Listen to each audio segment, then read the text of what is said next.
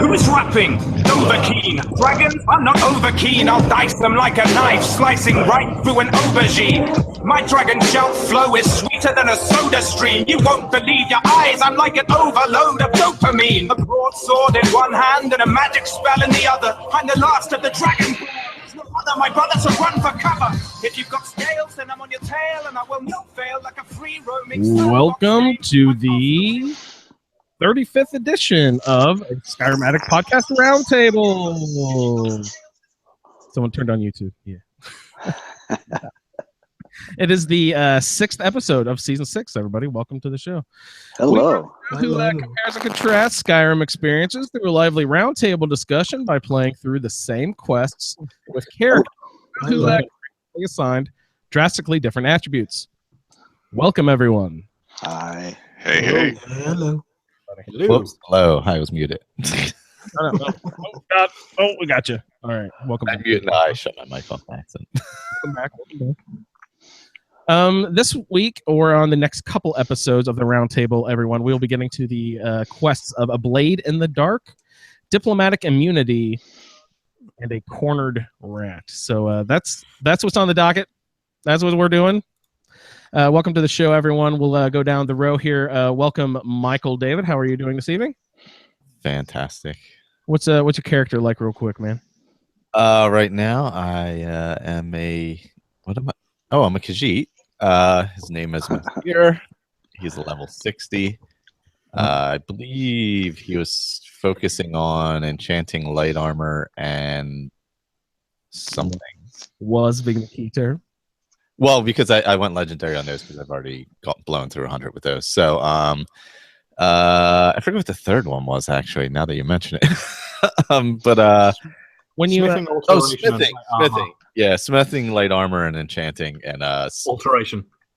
Oh, alteration was the other one, not enchanting. Alteration, not enchant. I just blew through enchanting like I was focusing on it. When you go legendary on something, Michael, do you generally keep focusing on it? Do you just like go around the horn and keep going, or is it done? Yeah, well, it's a good way to keep leveling. So right now I'm back to 74 in enchanting and back to 61 in smithing, and so you do keep working with it. That's cool. Yeah, alchemy I haven't started back up again, but I will.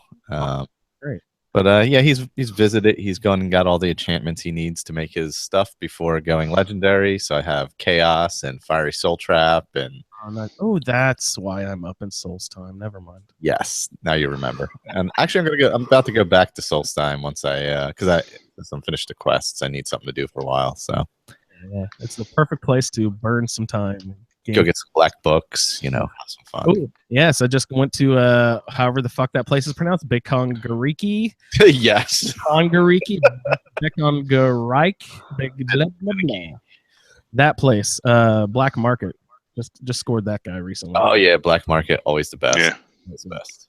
Welcome to the show, Michael. Thank you again for joining us. We'll move down the line to Jeremy, and I hear you're having the most wonderful of time with this guy.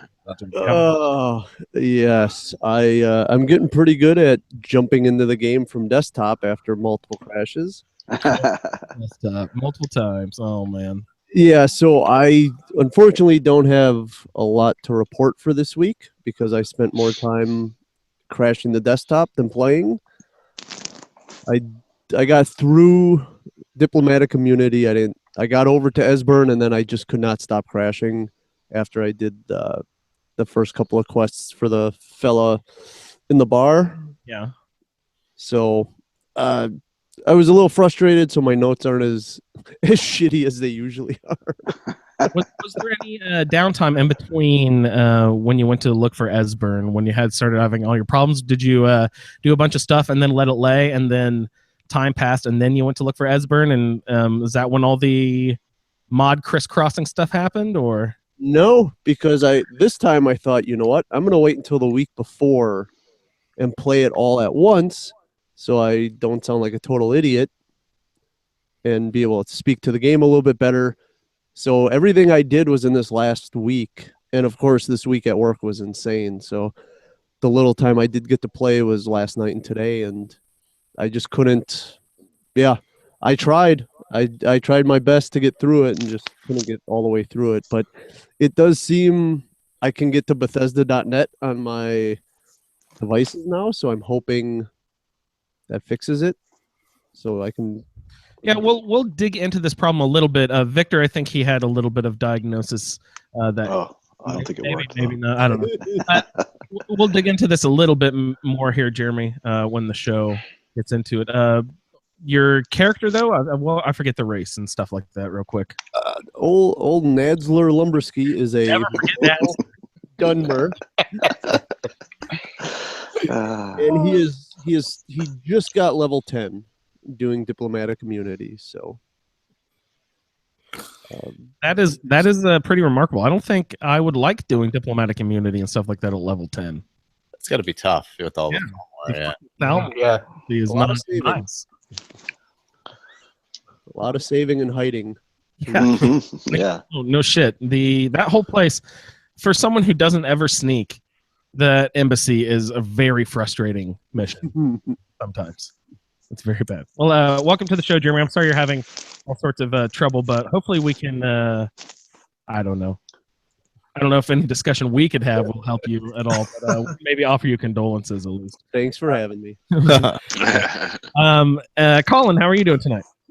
I'm doing well. Hi, guys. My name's Colin. I'm calling in from Essex in England. My character's name is Clesia Iridia. Oh, no, sorry. My apologies.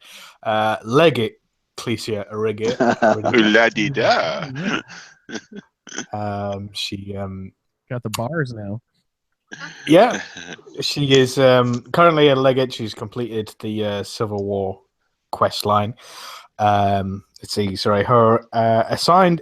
She's an Imperial. Her assigned attributes were two-handed, enchanting, and pickpocket. Two-handed is 100, and enchanting is 100. Pickpocket is now 52, I think. I just got the perk that gives you an extra 100 carry weight, so that was very, very nice. Extra pockets, I think it's called. And I've gone legendary on one thing that was restoration, because I couldn't get the master level spells. So I just went up to 100 and then just went legendary on it, and then took a couple of other perks. But then the way my game progressed, it turned out that the storyline would allow me to do the Mages Guild quest line. But obviously I couldn't get the master level spells either, because I'd gone legendary. Well, I'm up to 85 now or something like that on restoration again. So hopefully by the end of the Mages Guild quest line, I'll be back up to 90 so I can do and get the master level spells. That's what I'm aiming for at the moment. That's great. I'm nowhere near getting any master levels, anything. That's great. Welcome to the show, Colin. Thank you for joining us. Juan, hello. How are you tonight? I'm doing well. Juan, calling in from Southern California, Escondido. I'm playing Venatus Barasius. He is an Imperial who is focusing on blocking, enchanting, and sneak. Basically playing him as a heavy armor sorcerer, which is kind of interesting, and he's joined the companions. And he's level 15. A heavy armor sorcerer. Yeah. I never think of putting heavy armor and mages together, unless sorcerer means something, has some connotation that I'm not aware of. It's a mage of some sort, right? What makes a sorcerer different than a normal mage one? I don't know. I just got the idea from Oblivion. There's a sorcerer class, and apparently heavy armor is one of the primary skills for them. Okay, so maybe that is the difference. It's a mage that specializes. I think sorcerers are more often battle mages. Yeah, that's probably what it is. And I assume you would have a one-handed weapon you'd specialize into, or something, or shield, shield and spell, something like that. That's shield mage. Yeah, he's focusing on blocking. So yeah. Yeah, that's great. Do you ever make use of what are those called? The wards, the magic shields? I've attempted them in the past, but since you're constantly holding them up, I'm not a fan. I'm using them a lot in my playthrough. Turning out really awesome. Does that do any blocking experience for you? Blocking, no, but it does add extra armor. So it's good for heavy armor, one-handed, and then having, like, especially if you're going up against mages. Because it's good against dragons too, right? Yeah, because the dragon breath can't get through the ward. Oh, wow. I didn't even think of that. Yeah, if your heavy armor is high enough, it's good for raising your heavy armor because people are pounding on you, but you can resist the magic, and then, like, with the favorite spell, I can go between grand healing and then heal myself up and then go back to the ward to protect myself, and then once I get pounded on my armor a little bit more, which builds up the experience on heavy armor side, and then I'll go down in health, and then I just heal myself up. That's how my plus all the extra spells from Apocalypse helps, because some of them are absolutely awesome. Some of those are great, aren't they? And I've just been looking at a lot of the scrolls actually recently. I was listening to some of your mage playthrough again, Colin, and you were finding a scroll that would duplicate your followers for a temporary time, and I just, I have to get on that. Warband. Yeah, I haven't come across that yet, but I need to go. Oh, that's what I'm doing at Nelith's. I'm looking for that. Thank you. I can't believe I just brought that up. I'm actually seriously, literally looking for that scroll. Say it again. Spectral Warband. Warband. Yeah. Nice. Okay. Awesome. And that'll duplicate everyone in your party for a small period of time. Correct? Yes. I'm hoping that if this is my big test, I've got a bunch of people with the ritual stone following me. I actually had a whole band of netches following me the other day. It's so great. But I was hoping that if I get like a bunch of 30 or 40 people together with me through the ritual stone, if I hit that scroll, maybe I can duplicate everyone there. I just wanted to see if that would work, if those two mechanics go together, or if it would make everyone disappear if the Xbox go back in time or something. Your frame rate would be measured in single digits. It used to destroy my PS3. Everyone, I'm sure, is tired of hearing about how it destroyed the ritual stone, and my PS3 did not get along at all. They hated each other. Season 5 of the Roundtable. So thank you, Juan. Thank you for joining the show again. Yep. Week. Patrick, hello. How are you doing tonight, Pat? I'm doing great. Thank you so much. So I'm rocking a sneaky archer wood elf who is focusing literally on sneak and archery, as well as destruction. She's at level. So I've played a lot since the quest we're talking about. So in like real current time, she's level 65. Destruction takes so long to level. It is so ridiculous how slowly that skill levels. Because I've gone legendary on both sneak and archery, and I'm almost going around the corner again on sneak. I'm at 97. But I haven't even hit 100 yet on destruction for the first time. Especially enchanting goes way fast. Like there's certain ones that just go way fast. Yeah. I've gone legendary on smithing and alchemy, and I'm at 100 on enchanting, but I don't want to give up double enchantment, so I haven't gone legendary there. So I feel like I'm doing pretty well on everything except destruction, which I'm finally at 94, but it has been a real slog. Wow. 94. So you are eligible now for the master levels. Have you looked into the No, well, sort of, because they're bugged. At least destruction is bugged. You have to get 100. Yeah. Now if you load unofficial patch, how did I not know that? Well, you would think it would be fixed because it's well documented in UASP, but it's the unofficial patch will fix it to 90, but then that screws up getting mods. So I'm achievements. Yeah, achievements. Yeah, thanks. Yeah. So I played around with the mods a little bit last weekend, but I actually went back to my non-modded playthrough because I've got a couple achievements. I think I'll probably do better getting with this character than with my second character that I'm starting. How close are you to achievement hounding it all? Well, I'm like two. So I've made rapid progress. I'm like maybe have like roughly 2/3 or something, but I've got all the really sort of annoying ones left, right? You know that I gotta be a werewolf and be a vampire. So all the ones that I have left are things that don't fit the character. How dare you? Annoying. Well, there's other ones that are annoying too. One of the greatest pleasures in the game, just for the guards. Well, okay. Annoying example: you got to pick 50 locks and pick 50 pockets. Well, that's an easy one. If you're doing a sneak, if you're doing a pickpocket playthrough, sure. Yeah. But I'm not with this character. Yeah, pickpockets is tough. Yeah, 50 locks is trivial. Yeah, but it's got to be both. Yeah, the worst is the flying the dragon 5 times. I did that though because I would just jump on the dragon, get up in the air, and immediately press A. Because it's irritating as hell. But I would just basically fly long enough for it to register I was flying. Nice. If you're on like a legacy Skyrim and you have it all modded with I've forgotten what it's called, the horses mod, the most popular one, convenient horses. If you get on a dragon, your follower mounts the horse and follows you along on the horse. It's awesome. Nice. Yeah, that's cool. I want him to toss a rope and tie it like a dragon kite. Well, yeah, exactly. Let's fly a kite, y'all.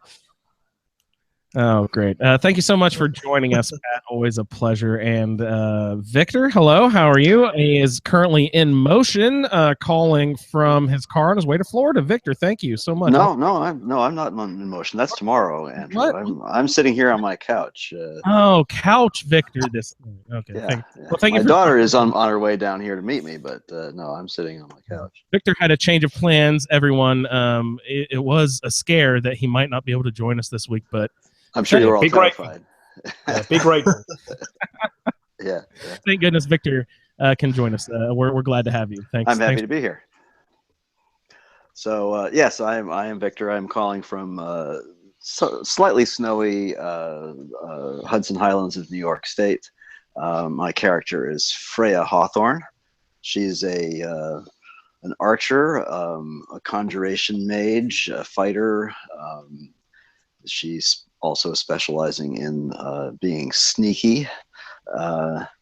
She is right now, let's see, she's level 68 in archery and 67 in sneak. She's level 30, about 2/3 of the way through level 30. So, and she's in at 62 in conjuration. So she's pretty even across the board, working her way up those three. Along with other things, she joined the companions and is now the harbinger, and so gets to order them around as much as she likes, and which amounts to a hill of beans. And right now she's working her way through the quests for this week. So that is Freya Hawthorne in a nutshell. Thank you, Freya. Welcome to the show. I'm Andrew. I'm calling in from Indiana, and I am playing a character that is a Argonian who specializes in restoration magic with also light armor and some smithing. I like the smithing and light armor together. I'm using the Ars Metallica mod to help with the smithing, and that's really nice. I've been enjoying that. Light armor wise, I'm also using a mod that allows you to craft the Nightingale armor and the robes of the Greybeards. So I've matched the hood of the Nightingale armor with the Greybeard robes, and it actually looks really pretty awesome, I think. And it allows you also to armor those robes as well. So you can or cannot add armor. There's actually a lot light armor and a heavy armor version. So that's fun. And smithing, light armor, restoration. We're about level 30 almost, not quite there. And I was just looking at my screen. I'm doing that stupid thing again where I don't invest my perks. I've got 10 perks to increase, and I'm a level 30 character. What the hell is wrong with me? I grab my perks right away because that's the most fun part is playing with your perks. Yeah. It's just, it used to be before legendary. It was like, okay, here you go. This is it. But now that you can go legendary and stuff, you can take those perks back. But I used to be like intimidated, take the wrong one or whatever, you know. And then there's the black book power too, which is actually really cool. Ooh, yeah, those are very nice. The one that lets you, the one that lets you reset your perks. Respec everything, yeah. I like that a lot, yeah. Yeah, I've used that several times. I've had a lot of fun with that, just like playing around with a perk tree for a little bit and then just resetting it and going back to, sort of mainstream stuff. Yeah. Very nice. So I will remind any new listeners to the Roundtable show that it's kind of a walkthrough. We're not going to just do a walkthrough. This is someone's going to help sort of talk about their adventure, and everyone on the show is welcome to just hop on in and make comments about whatever's going on, and we'll go off on tangents, but we'll always meander back to the quest line eventually. But everyone, please jump on in. This is an open forum discussion show, really accentuating the differences in our experiences based on the roles that our characters received on our website, where you can find our character generator. I don't know. Go to ASA Podcast. Yeah, thank you, Marcus, again for setting that up. ASApodcasting.com, and you click on the A Skyrim Addict portion, just the one with the dragon, y'all. Scroll down a little bit, and it says the Skyrim Roundtable character generator or stats generator page, something like that. So join in on the fun. Send in some Roundtable feedback, some play-along feedback to skyrimroundtable@gmail.com, and we go over that special feedback on ASA, just regular Skyrim Addict episodes where everyone gets together, listens to feedback, and chimes in and talks about it. So we sort of get a double dose of good roundtable discussions that way. Yeah, I had some fantastic submissions last time. It's awesome. Yeah, it's been wonderful. Thanks to everyone for submitting. So yeah, thank you everybody for sending in the feedback. It was awesome to listen to. Yep. Yeah, ditto. Yeah. So what do we have going on, guys? This is let's just sort of open it up to concerns and new and interesting things that have happened, or we can just launch into the quest, whatever you'd like to do. I had a pain that one of the mods got taken off Xbox audio. Yeah. Was it a relationship dialogue overhaul?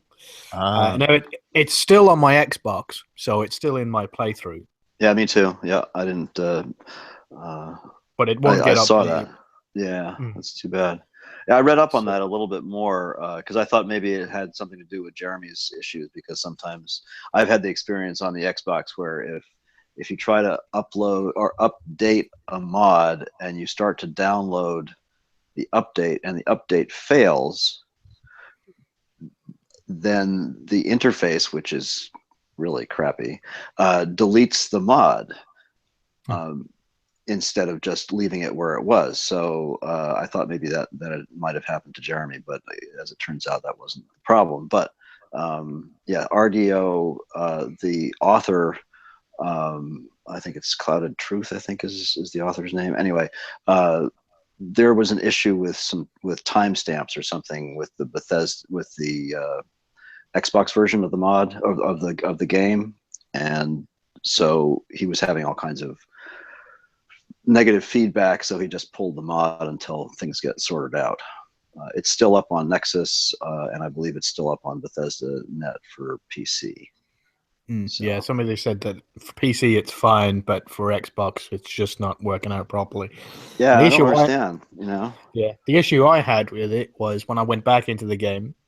When I got into combat, the combat music would come on, and then it wouldn't turn off. And then I'd carry on, and then eventually, finally, I'd end up in a new cell, go somewhere, and it'll finally switch off.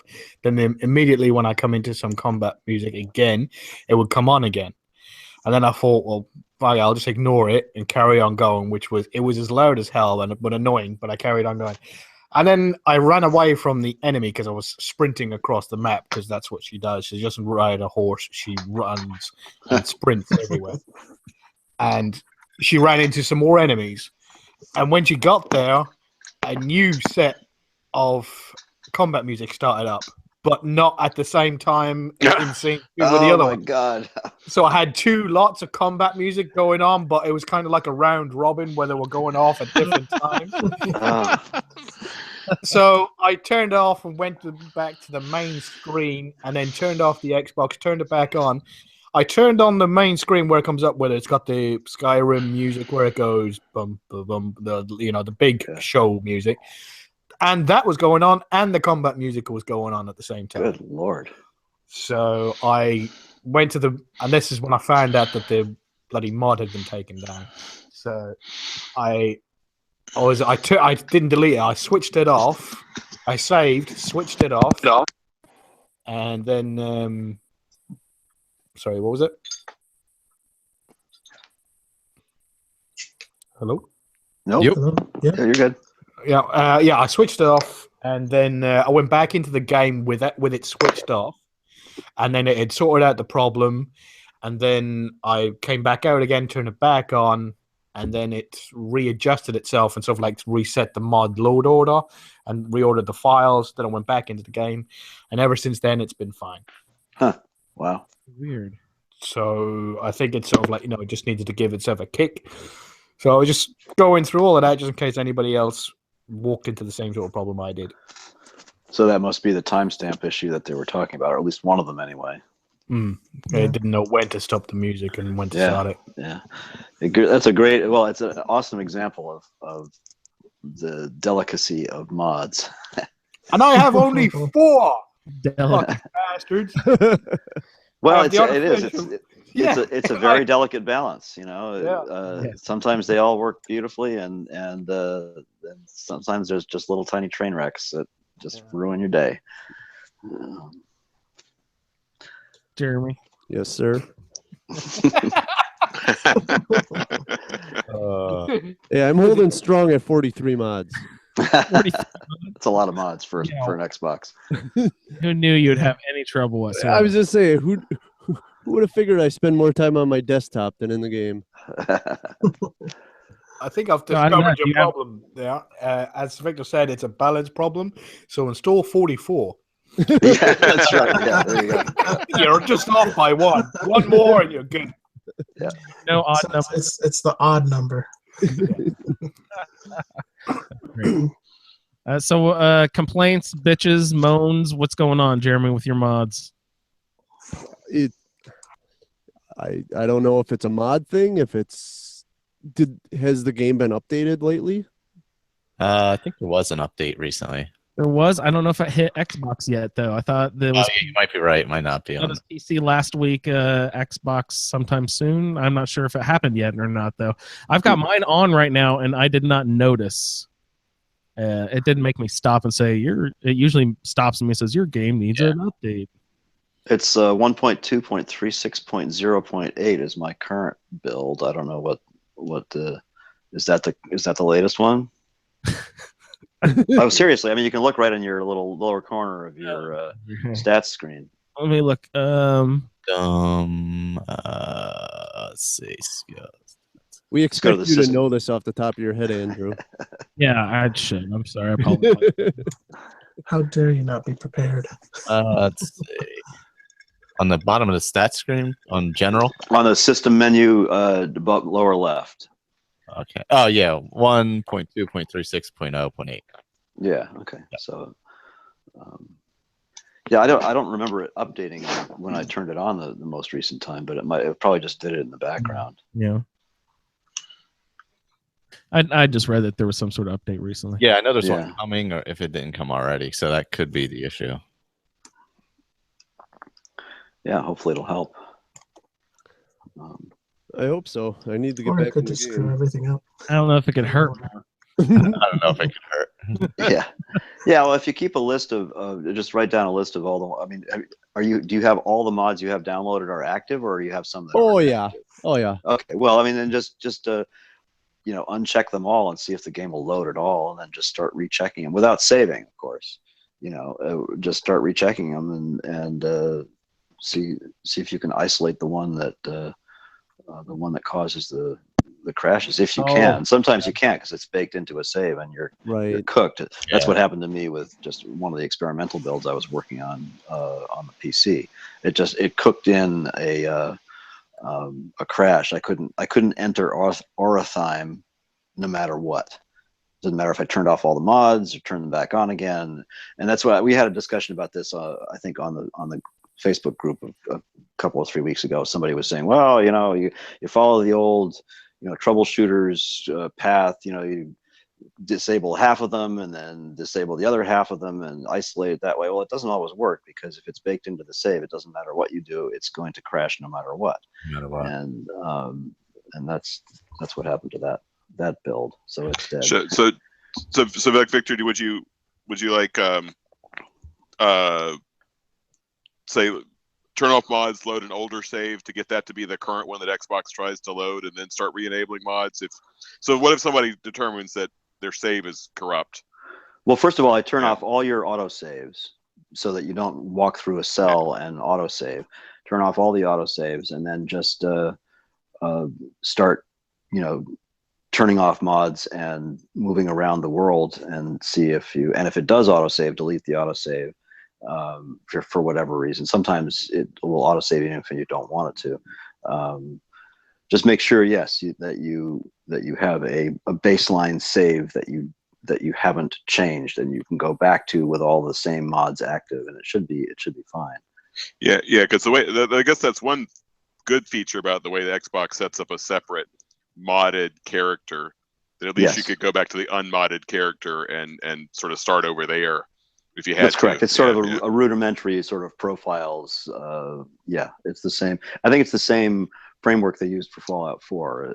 It's not what the original Skyrim did, but it's I think one thing, it seems to be, I haven't pulled up Fallout 4 to actually compare, so my memory could be wrong, but I was remembering that with Fallout 4, that if you turned off mods and went back to that file with mods turned off, I was thinking it didn't flag it as modded anymore.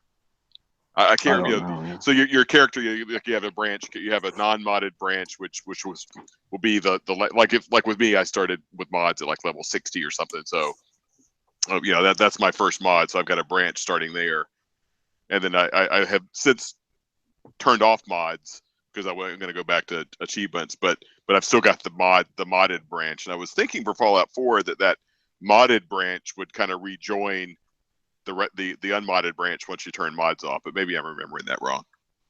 Yeah, that's a little more than my brain can handle. I need to actually stop guessing because I'm not sure either. But there is one thing I did notice, that there's a couple things that unofficial patch, because I'm currently have mods turned off, but there's a couple of bugs that unofficial patch fixed that are still fixed even with it not loaded in that branch of save files. So I guess it does something. So I guess that's a way, sort of showing that mods can persist into your save files even if you don't have mods loaded, or the effects of mods can persist. Scripts, basically. The one I noticed was the Crimson Nirnroot counters don't go below 0 anymore. Ah, okay. I don't know if you guys have noticed, but the Crimson Nirnroot counters can become progressively more negative if you take Crimson Nirnroot and put it in and out of containers. Oh, really? Yeah, because I put all my alchemy stuff in my Whiterun house chest, and as I was putting Crimson Nirnroot in and out, somehow it would get, every time I would take it all out and then put it all back in, it would decrement by 1, so it finally got to like -8. It's like I have -8 Crimson Nirnroots in my unmodded.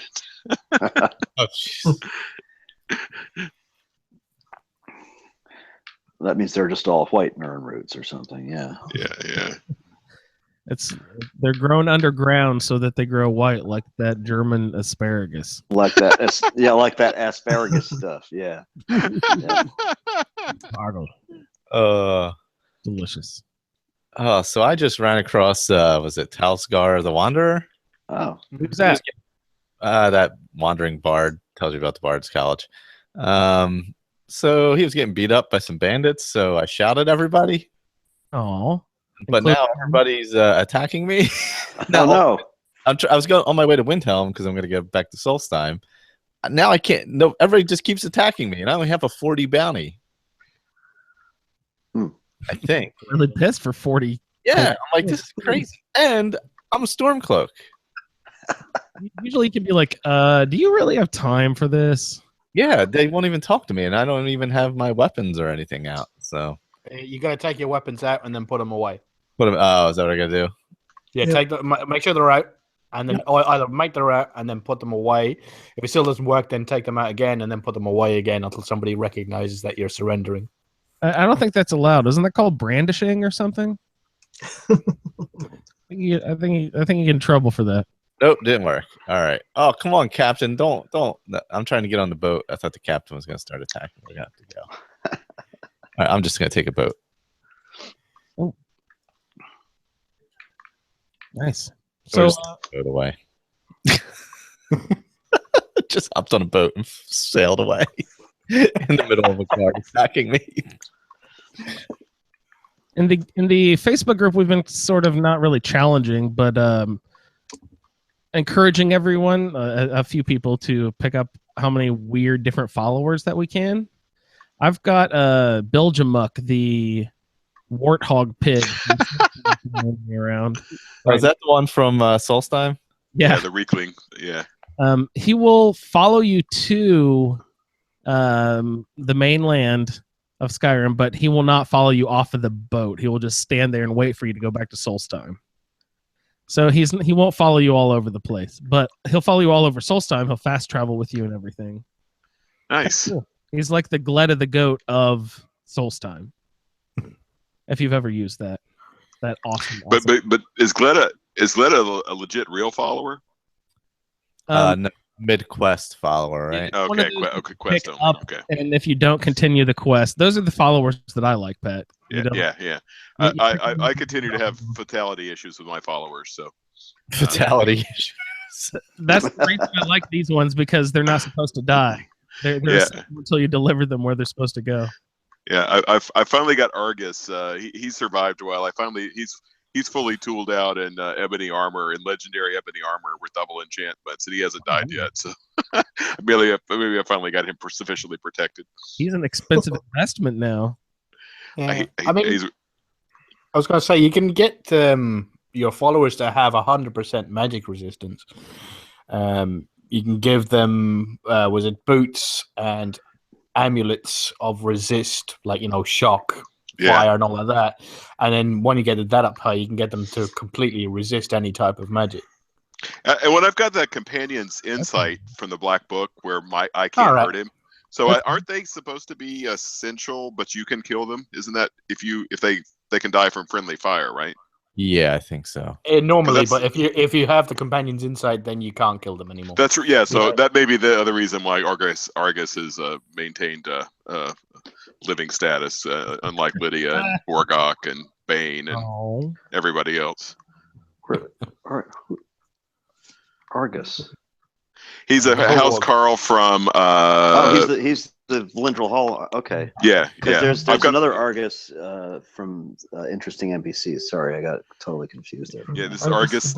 He's confusing because he's Argus the Bulwark, and when you're walking around Solstheim and they're talking about the Bulwark, that's your guy. Yeah. Who are you talking about? You talking about me? Yeah. No. He's always getting in fights in downtown Black Rock, whatever that's called. Red Rock, right? Red Rock? Yeah, that's the Raven Rock. Red Rock's the concert place.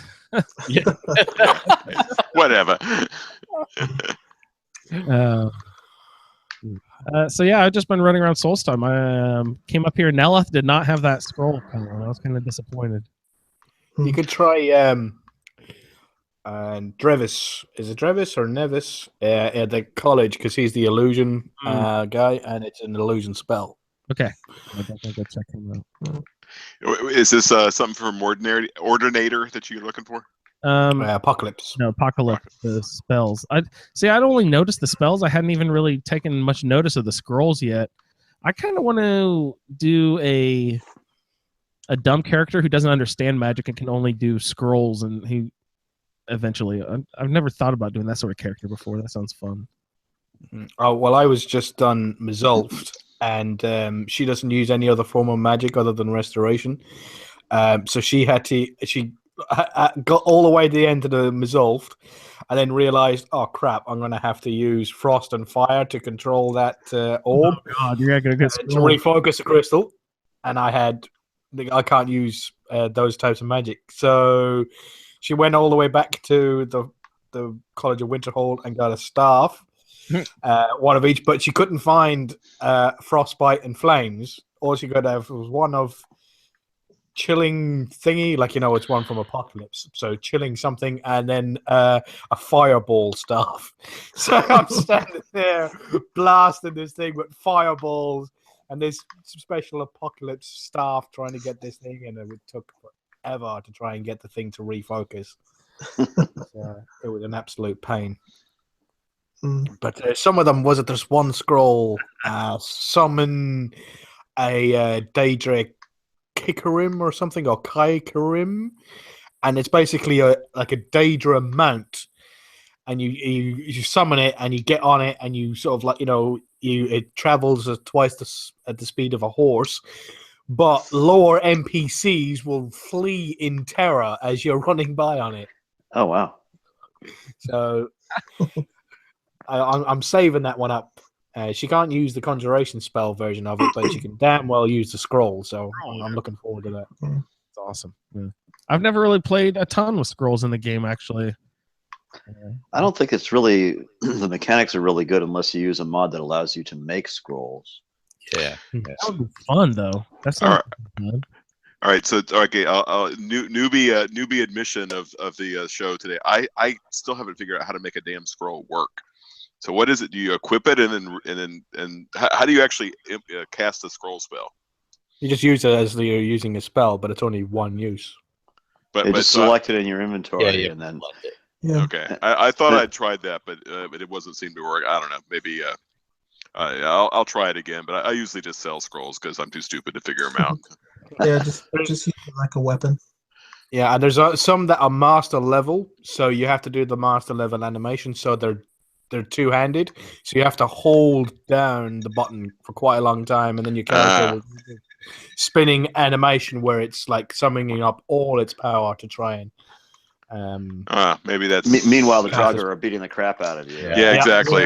Yeah. Yeah. So that's why I just say like screw that. I'll just poop out an Atronach and start hiding. Mind you, the first time I used the scroll of mass paralysis in my very first playthrough, my mouth was agape. It was just so cool of where they just stopped there, and then they sort of like done the hand spinning animation because I was in third person at the time, and sort of like just holding the hands out, and then suddenly boom, and then everybody in the entire building just dropped to the floor. Is that master illusion? Alteration. Alteration. Okay. Paralysis. That's the master alteration spell. Yeah. There's also a scroll for it as well. Yep.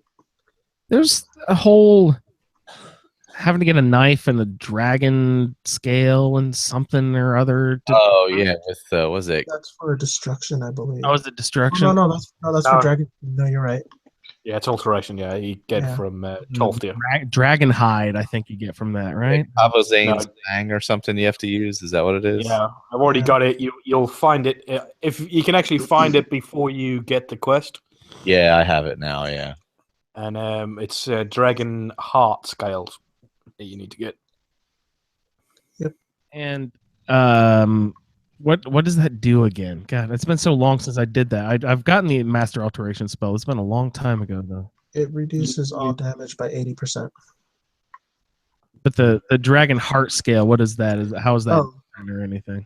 No, that's just. I think Tolthia uses it as toilet paper. He's very absent-minded. Just making sure. Does any dragon provide it, or does only a specific? Do legendary dragons only provide it? Is there a specific thing about that? No, any dragon provides it. Yeah, any dragon provides it. You just got to go and kill one, and then make sure you equip Kazavine's Fang, because even though it does 4 damage, apparently it's the only thing sharp enough to be able to get through a dragon. And it's sharp enough to get through dragon hide. That's believable. Yeah. So are dragons, though, right? Yeah. Great. So Juan, what have you been doing? I did some pest control in Whiterun. Heimsker and Nazim are both outside of Whiterun in a particular beverage station, or no, not yet. Okay, you're talking about something else. Then tell me what you do. No, in Whiterun, Heimsker committed suicide by Whiterun guards as well as Nazim. Great. How'd you pull that off? Well, Heimsker is the easiest one because I just get over by the wall where I'm not seen, cast Fury on him, and then he'll just start attacking the guards. And watch the guards tear him apart. Yep. His game, I actually had to follow him around because I tried it in town and I kept getting spotted. Yeah. Or he doesn't stop. He just kind of keeps moving back and forth, or he's in a crowd. Finally got him when he was close to the meadery. I was up on a hill, hit him, and then I had to run and hide because apparently he was coming after me. But after I was hidden, he was killed by the guards.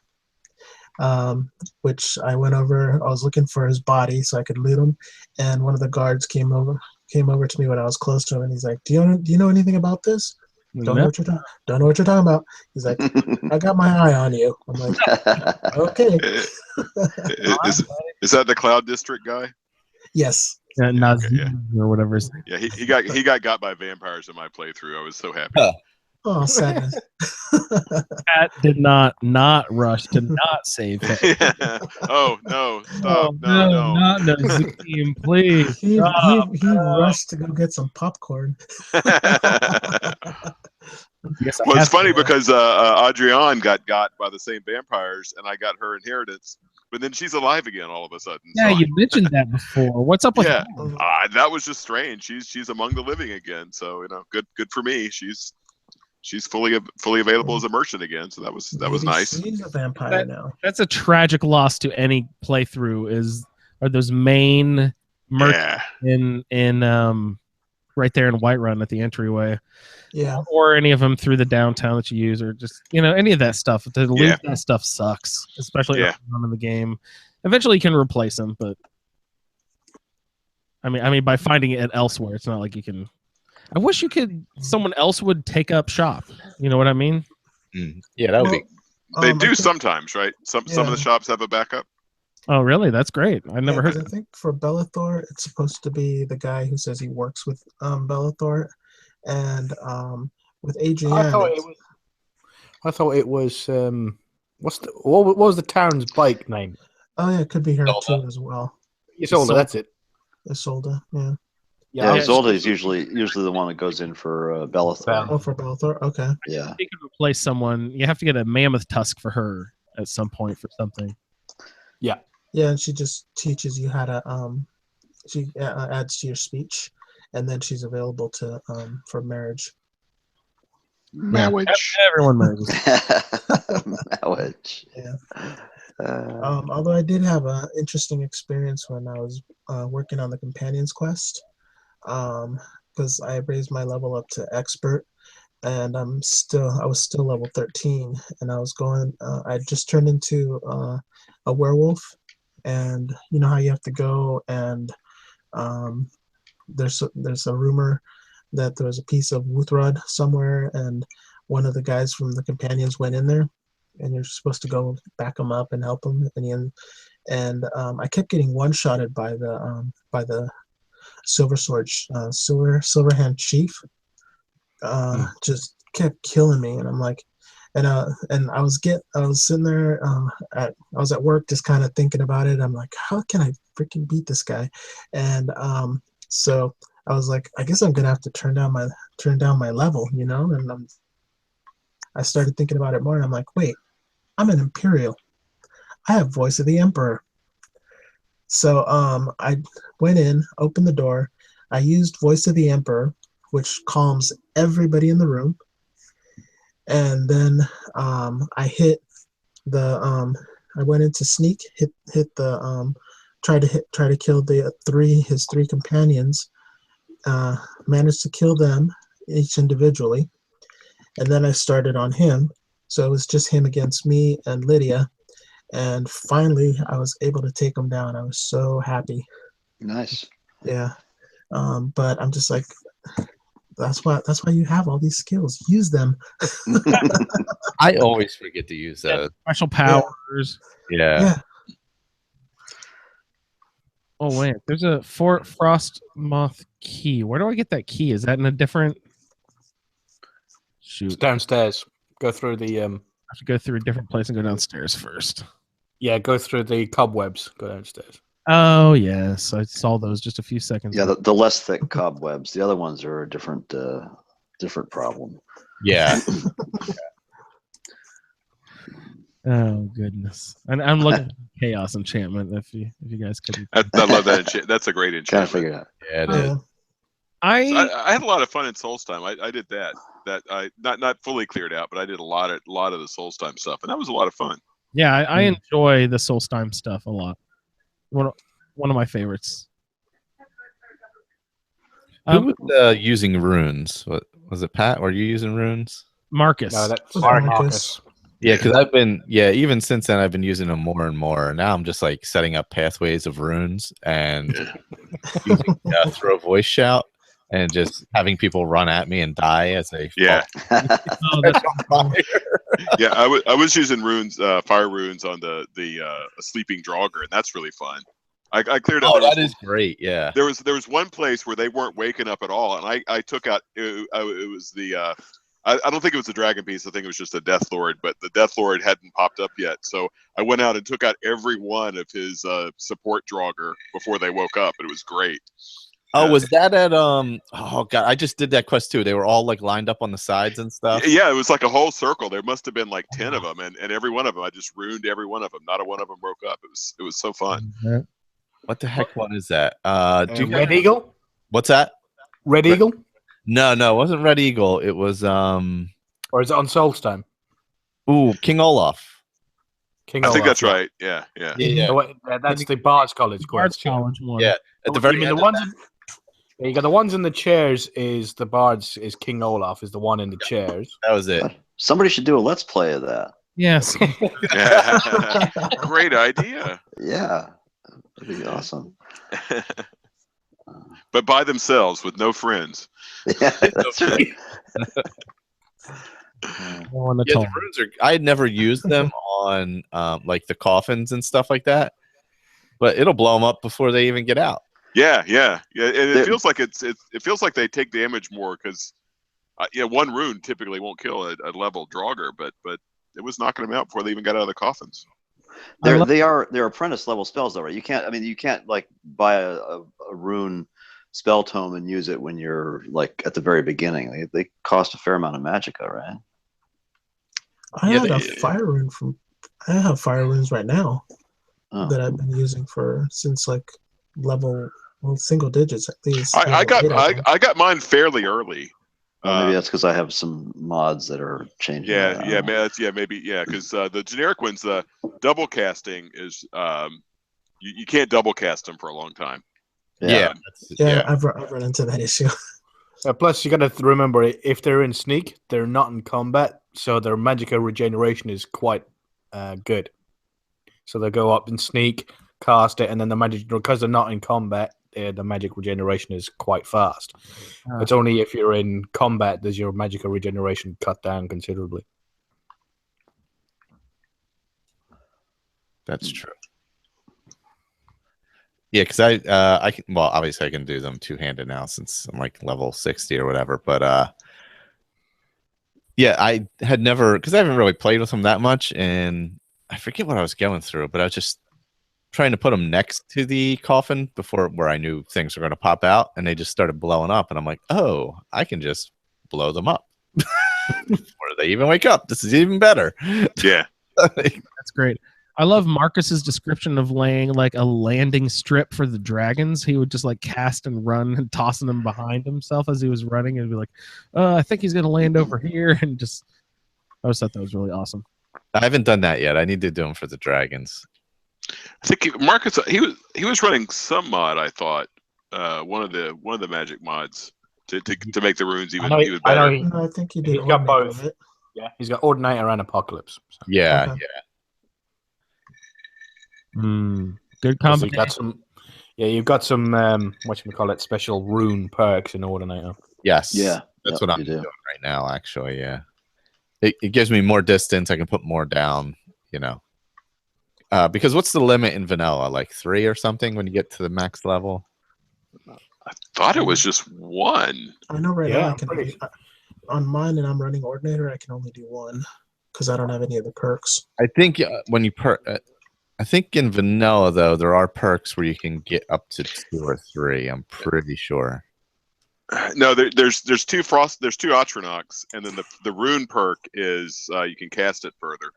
Yes. Is that what it is? Yeah. You can lay more down and cast them further, I think, are the two options for the runes, right? But Rune Master can place runes 5 times farther away, and in the vanilla there's no Distance. More. there's no multiple runes. Oh, there's no multiple runes. I don't think so. I'm No, looking at the I think tree it's right just now. one. I thought Oh, that it's just was distance, down yeah. 3. Pretty Oh, sure. really? Interesting. Well, you could, but maybe I'm wrong. Maybe I'm, I could definitely be mistaken on that. Huh. Wow. You guys are so used to playing with mods. Yeah, your mods are your default. Yeah. Modded playthrough, and I haven't even ever used runes in this one. I could be sorely mistaken though. Yes.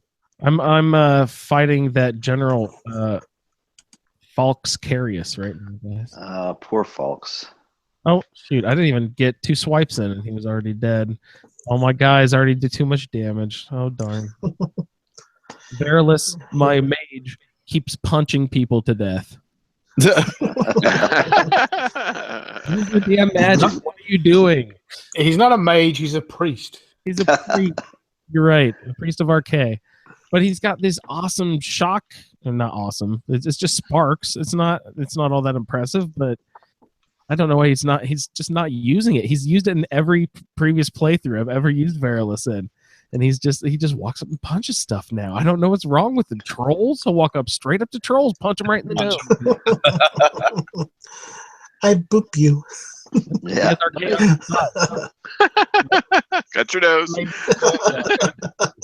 Maybe technically he does more damage with his fists than he does with his magic, so he chooses that over. That's probably true. Yeah, sparks is not great. They look real pretty though. Argus loves to conjure frost Atronachs with the staff I gave him, so they'll use alternate stuff.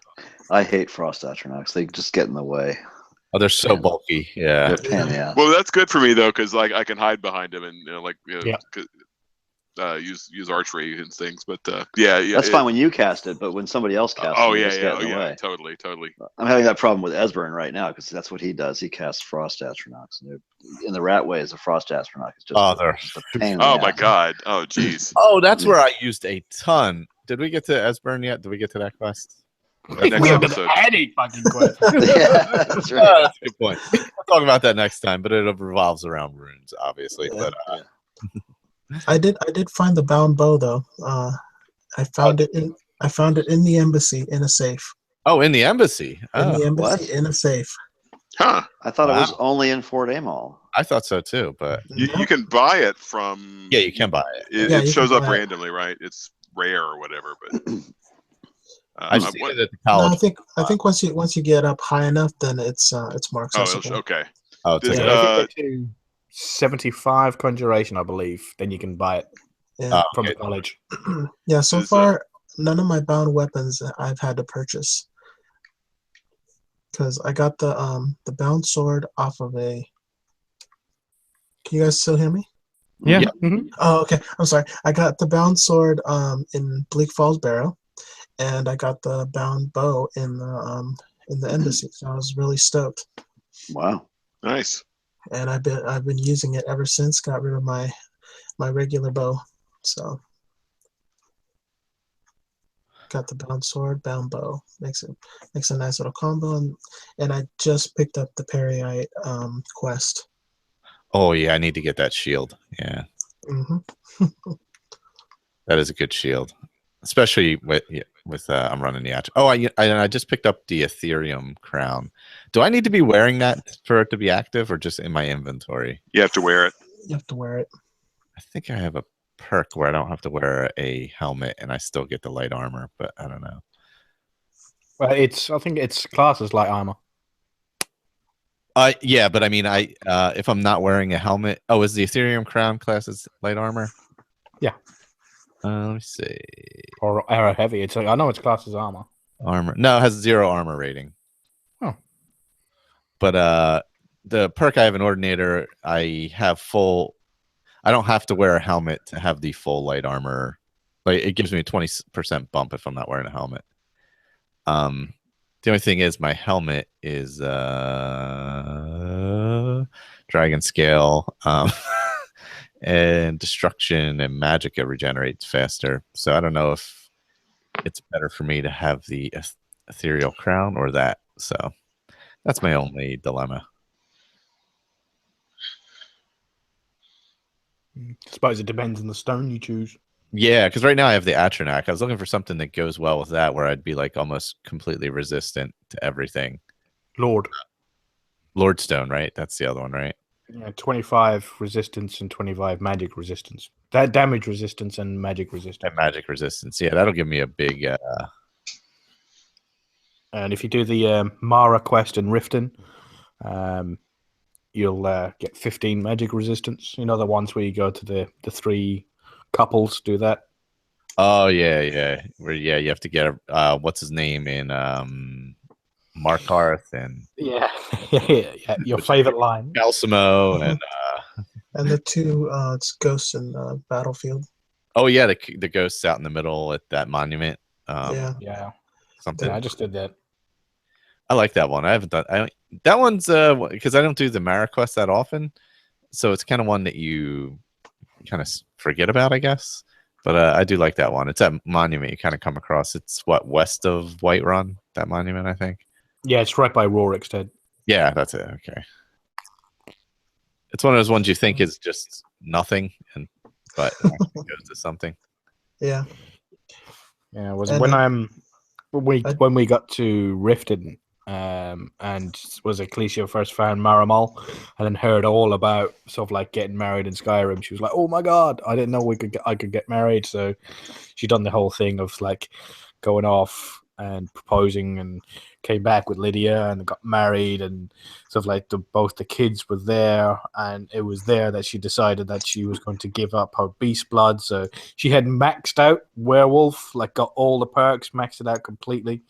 But she gave it all up because she didn't want to go to the hunting grounds with her scene. She wanted to spend the rest of her days in Sovngarde with Lydia. So she cured herself of werewolfism, and now she's an agent of Mara. So she spreads the love of Mara and all her restoration magic to whoever needs it. So I quite enjoyed that. And Great Quest, it really went with everything, sort of like, carried on throughout the whole story. Oh, nice. Yeah, I think maybe I'll hop over and grab the Mara quest then. I have to head to Riften anyway at some point again. I've got the beacon.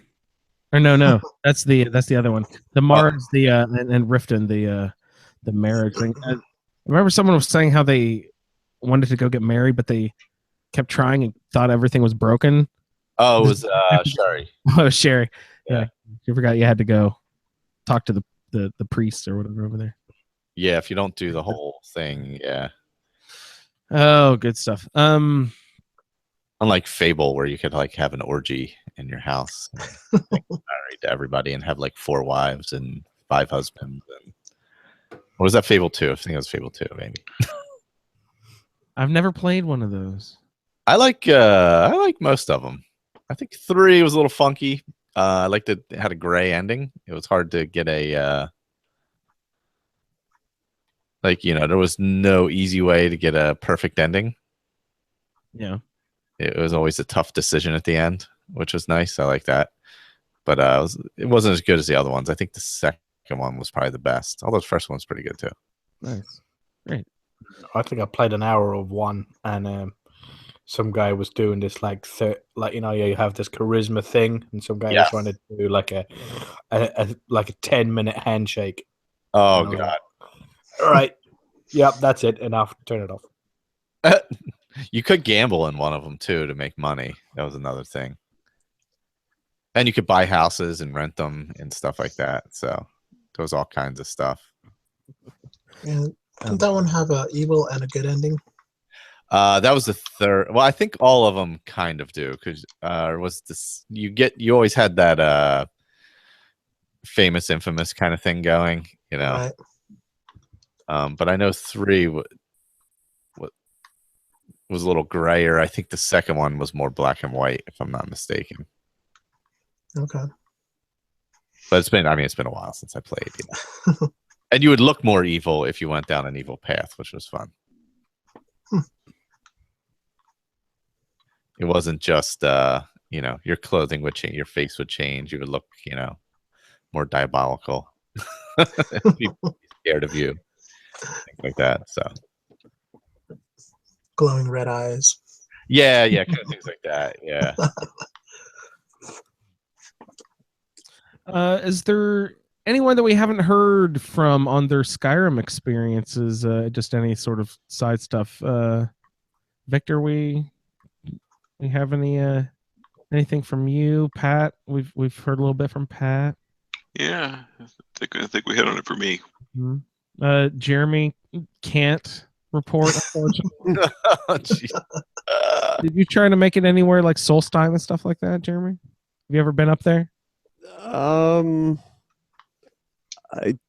know I ran and hit all the big cities pretty early just to discover them.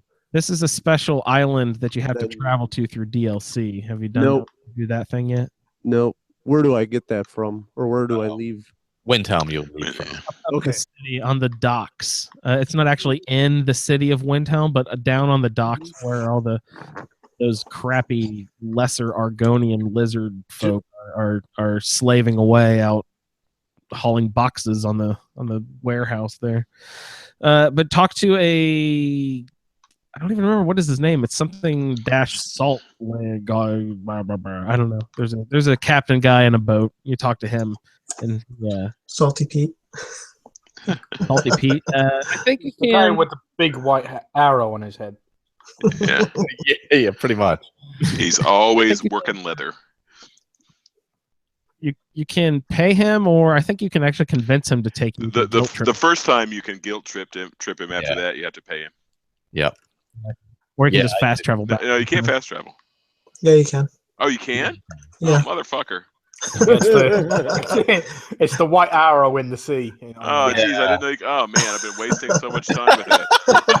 Oh, jeez. Pat, it's exactly like Far Harbor. There's a little icon up off. To the, Yeah. Same mechanic. Yeah, you can just fast travel. I don't know if you get charged still though. I don't know. I'll tell you right now because I'm going to go do it.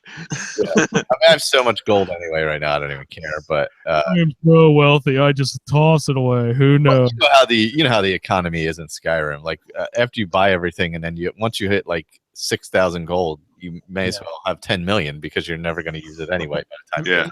Unless you want the place of solitude. Yeah. Unless you want that. But that's only 20,000. It's like 30,000 fully kitted out, and then once I'm back. I have all the houses. I didn't do all the. I only did one of the Hearthfire. I've got all the houses, and I've got 134,000 gold. It's just ridiculous. Totally ridiculous. I've got all the houses, all 3 Hearthfire, and a Thane in every single city. Yeah. I haven't. Fires completely built. Yeah. I did a modded Hearthfire style house that puts one up near Windhelm that was actually really a beautiful location and a really nice little house. But you can't take children back there and do the adoption thing. You can't have a house Carl. You can't do this and that and the other. So, and since adoption is one of our objectives, I decided to go back to, where is it? Valendril? Is that where every fucking person? Yeah. Oh my god, I haven't seen. Not me. Like, I've still not decorated a damn thing in Valendril. I have thousands of items in one barrel in the corner. Every time I touch the barrel, it like does that weird sound where like, oh, you've got way too many things in here, and it like slows down. It's like, oh, I need to store things in another place and maybe sell some of this shit. So I went and got the black market guy, and we're gonna go have fun in Valendril Hall for a couple hours probably. And I'd forgotten how long it takes sometimes, because I had a ton of cash and I built the Falkreath, the lakeside manor there, and so I gathered all my resources, tons and tons of this and that, went and built everything, and got bought all the furnishings from the house Carl. I forgot how long it takes to populate the house. Yeah, a long time. Yeah. And I'm thinking, wait a minute, I just wasted all my money. There's a bug here. I can't. But I came back a little while later, and there was a table here and a chair there and stuff. Yeah, it could take several many in-game days to get all the stuff to Yeah, show it's up. not like it doesn't just pop up there. No. Yeah, Never noticed that it actually takes that long to load. That's interesting. it's just Victor, you're talking about the Hearthfire House, right? the Hearthfire houses. Yeah. Yeah. Okay. Yeah, because the city ones are instant. Yeah. Yeah, city ones are instant, but the Hearthfire Okay. houses, it takes a while for your house Carl or steward to actually buy. You know, it makes sense, I You guess. command them to go purchase stuff and do Yeah, that. Yeah. to upgrade. Yes. Well, that makes sense. Yeah, that Yeah. makes sense to me. Yeah, because if you build it yourself, it's pretty instantaneous. Yeah. That it is. Yeah. Yeah. Right. Yeah, you can build all this stuff, but it doesn't. It's not quite ever as fully populated if you build it all yourself. When you buy it from the steward, you get everything, all the little shelves and all the knickknacks on the shelves and the lights and stuff like that. It always looks better to me when I buy it all from the steward than it does when I try to make it all myself. Oh, So the steward gets an interior designer to get everything Totally. just right. Yeah. tell me about the exterior, Victor. What do you like to do outside? Do you buy a cow and some chickens and an extra horse and Always. stuff like I do the whole shooting match. the garden? Do you ever use the garden for? Mhm. I use the gardens all the time. Yeah. I usually do a greenhouse. Well, I do greenhouse. I do the library tower and the alchemy tower. Those are my favorite three. Library tower for putting books on shelves for decorative purposes, or Because I like to collect books and read them. you are a lore fiend and read the. I don't know. I just like to read the books sometimes. Yeah. Do your NPCs ever go? Do you find them sitting in a chair reading a book and stuff? Do they do that? Yeah, if you let them idle, but that's I don't know how that doesn't work quite as well in vanilla as it does and you know, with an NPC mod or a follower mod, you can set them to idle in place as it were, and then they will do that. They'll go and sit down and read a book or whatever. Who do you like at your house? Do you invite a bard to come? Oh, heck no. Screw those bards. Those guys, they bring the whole band and they eat They're all always your food singing and they stuff. sleep on the couch. Oh, I always have a bard. I gotta say. Yeah, no, I can't stand them. I usually end up killing them if I have a bard. Oh, yeah. So I forget I always forget the difference between a steward and a house carl and that sort of thing. Who is the person who's assigned by the Jarl? That's the house Carl. House carl is the But person. you can turn your house Carl into a steward, and then the steward will stay at the house and protect the house from various marauding miscreants in the area, and also and all that, right? and then you can buy all your crap from them as well. Yeah. And But they will kill some skeevers downstairs. No, well, Yeah. I assume everybody, maybe people who are listening don't know the little trick. If you leave one skeever alive, it's the one that won't attack you. I forget. I think it has a name, in fact.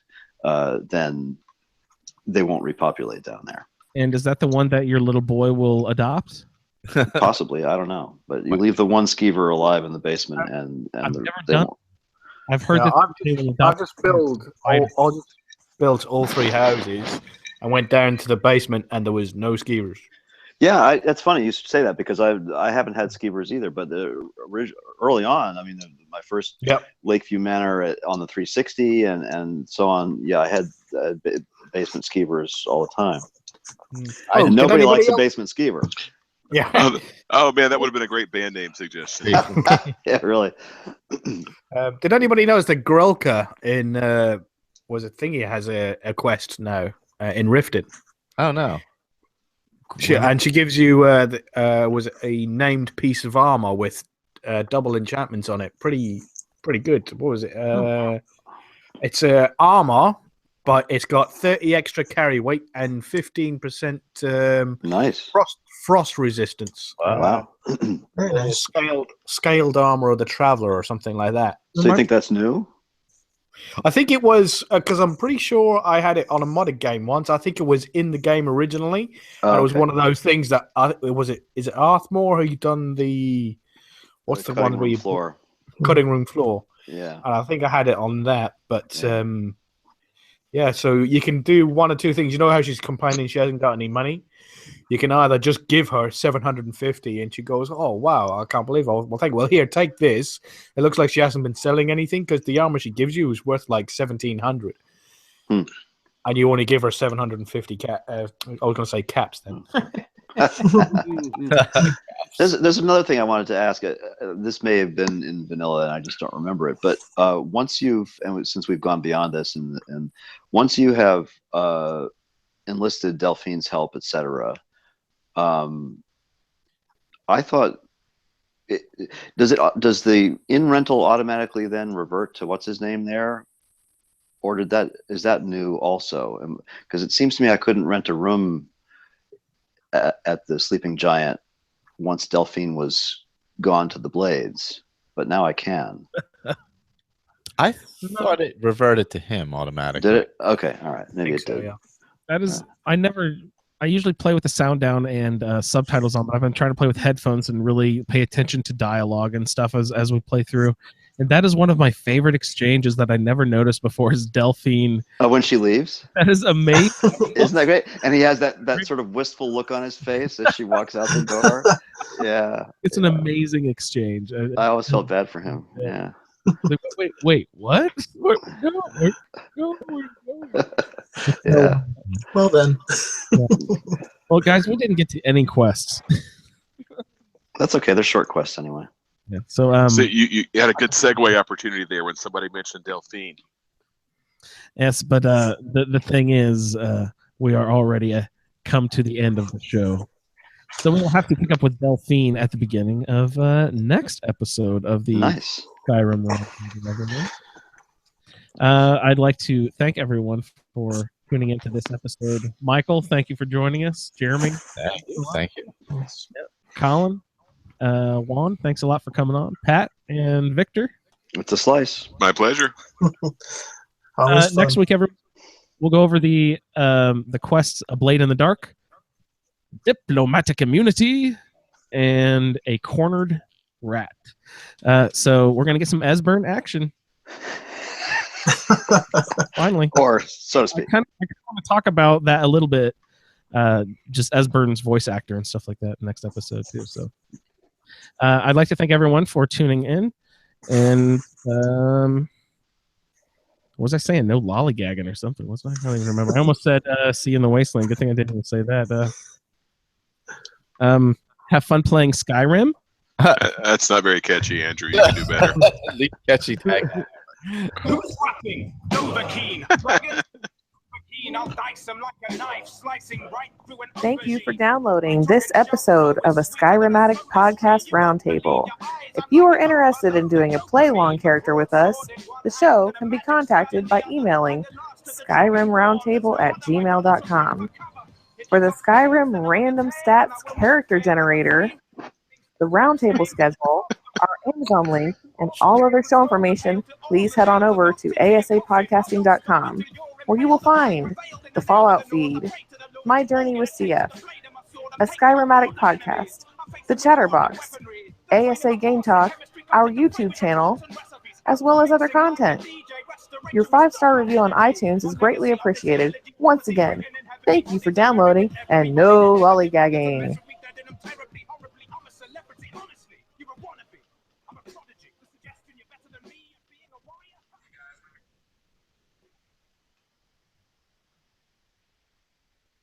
All right, let me.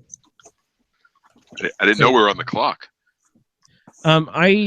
Is Gary Audacity crashed, but it recovered. But there might have been a few seconds that I missed, so I might have. I have the whole thing recording. You have the whole thing? Okay, cool. Yeah. I might Actually, I'll stop it now and then start a new one. Yeah. So. Yeah, I have a backup. You just I missed anything because it said it was recovering stuff. I was like, "Ooh, that's actually a nice feature, Audacity. Thank you for recovering." The only thing you'll have to do is put the beginning and ends in because it sounds right. The close sound a little funky. No. Yeah, that's fine. I can do that. Let's see. Save project as. I'm gonna save mine just in case. Too many stupid podcast folders. Podcasting. Skyrim Roundtable.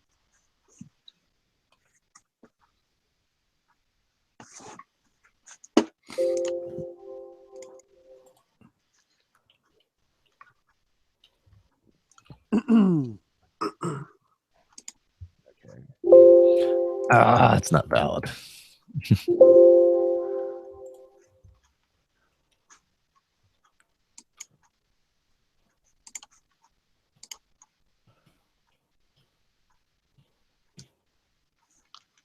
That was 6?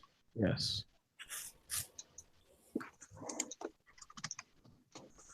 Save. All right.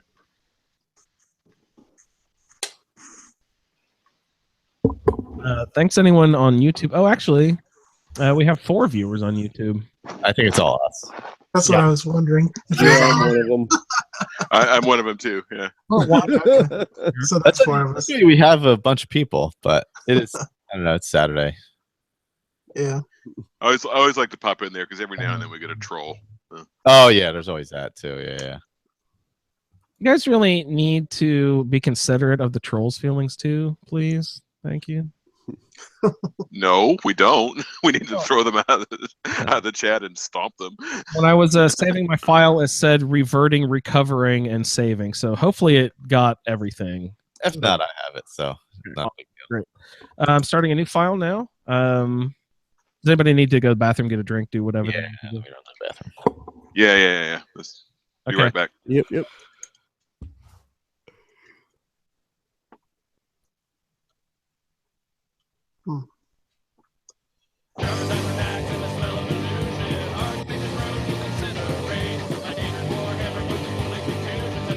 Alright. Bathroom break.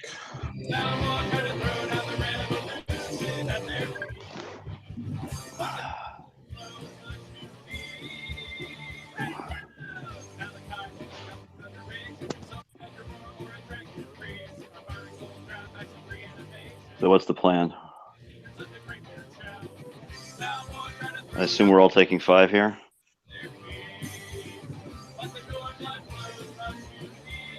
Yep.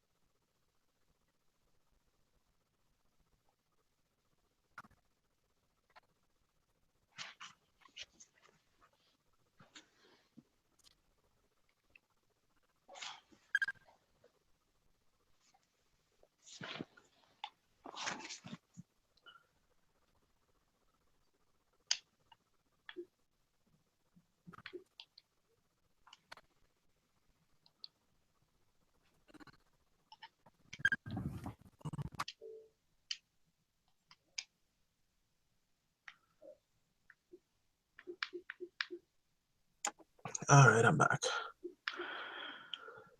I'm here too. You know, I'd forgotten that Baldur's Gate was just all mouse. Oh yeah, I haven't played that in good lord Yeah. since it came out.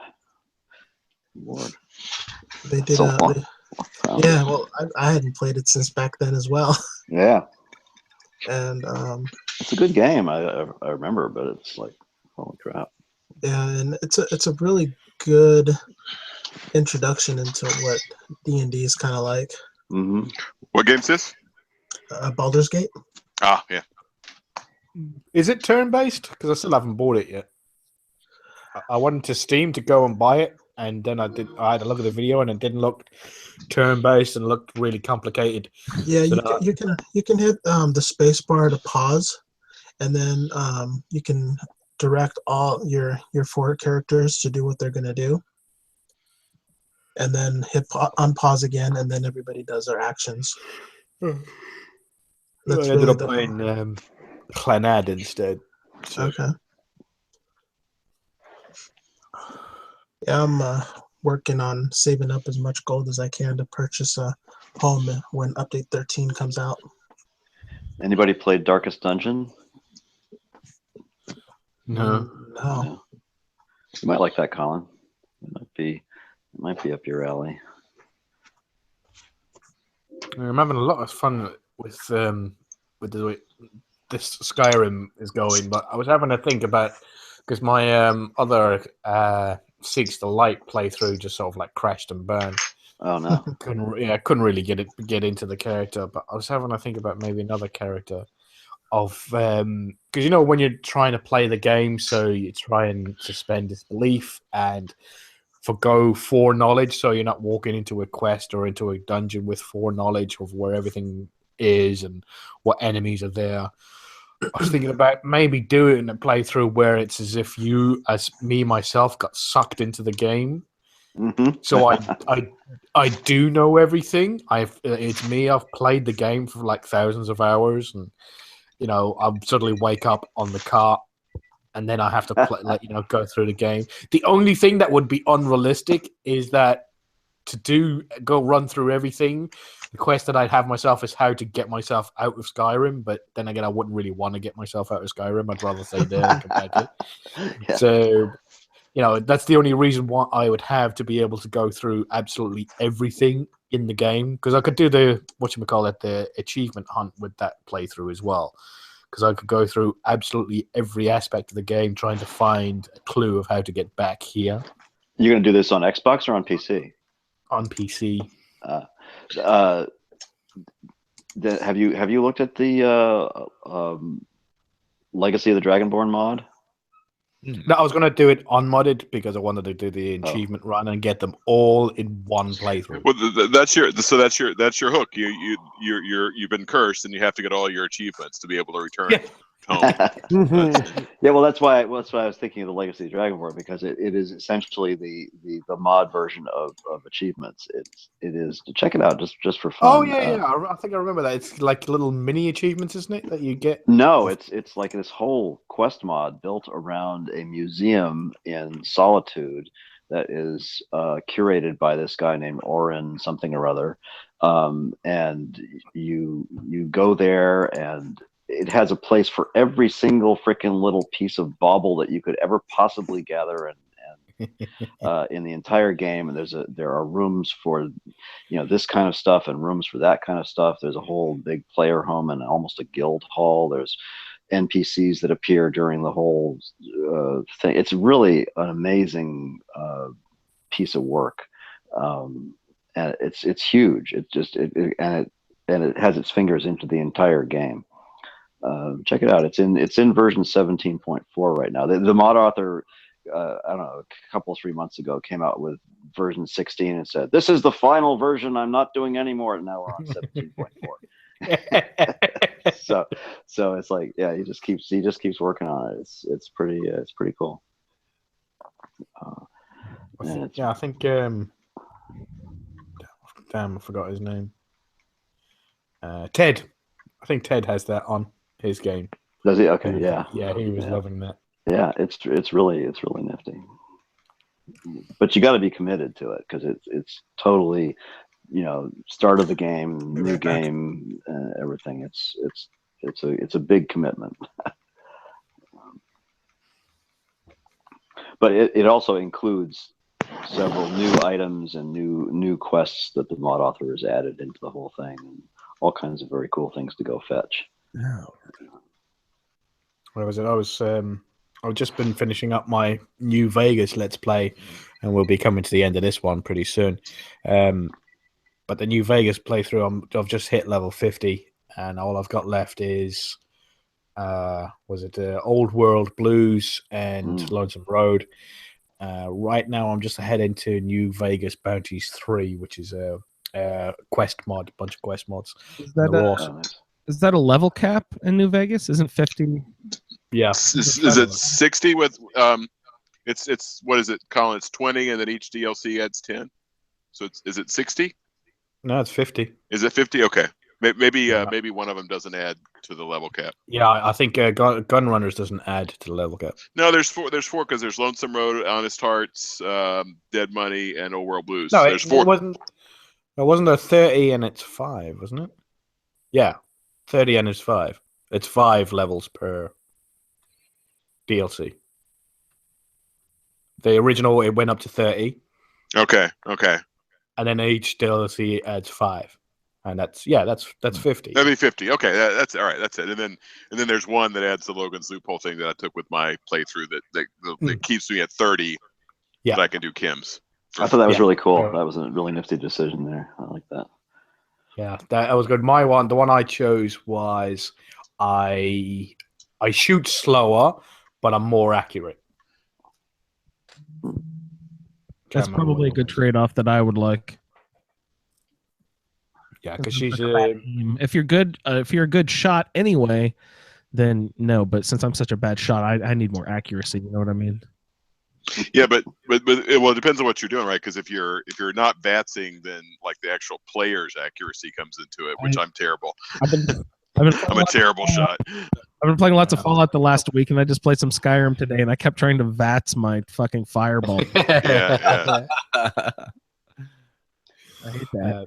Yeah, mine is my game is completely overhauled. That you'd barely recognize it, apart from the quests. That's the only thing that's recognizable. And there's about 3 different quest mods in there, and they're all like overhauled. One of them, a World of Pain mod, is overhaul size because it adds new places and new things to that, and to Dead Money and everything. So I had loads of weapons and everything like that in Dead Money.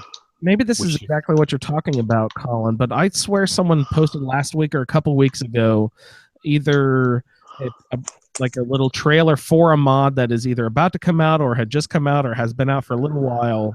That is a complete overhaul of either Fallout 3 or 4 that just makes it look like completely amazing and opens up the world. Like, I don't even know, but does anyone know what I'm talking about?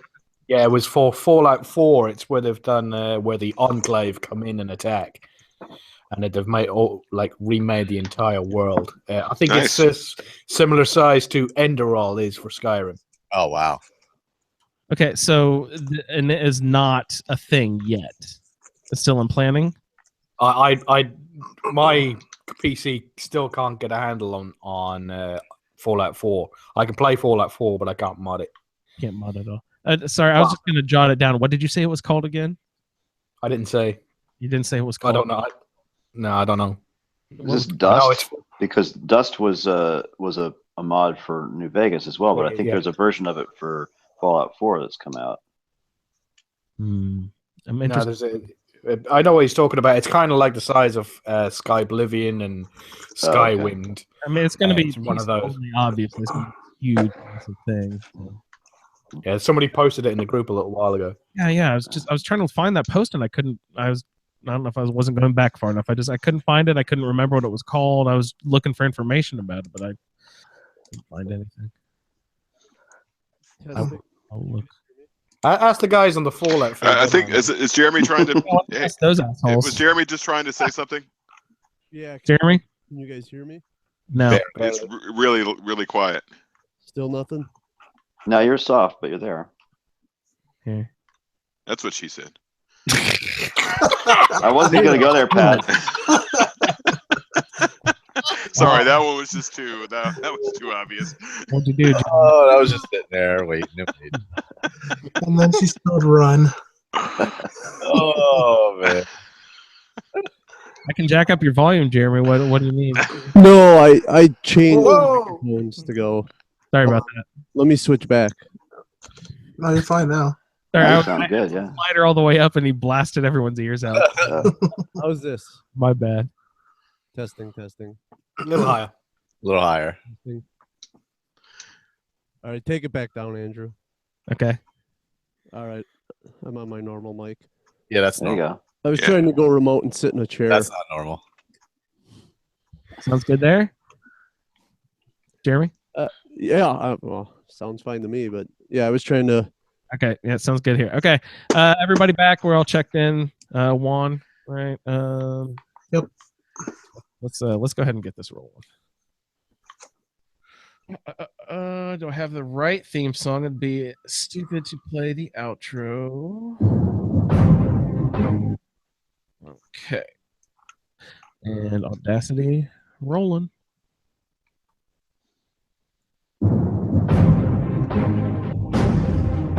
Who is rapping? over keen. Dragons, I'm not over keen. I'll dice them like a knife, slicing right through an aubergine. My dragon shout flow is sweeter than a soda stream. You won't believe your eyes, I'm like an overload of dopamine. A broadsword in one hand and a magic spell in the other. I'm the last of the dragonborn, there's no other, my brother, so run for cover. If you've got scales, then I'm on your tail, and I will not fail like a free roaming sandbox game. I'm off the rails, I'll walk the trail through awful gales.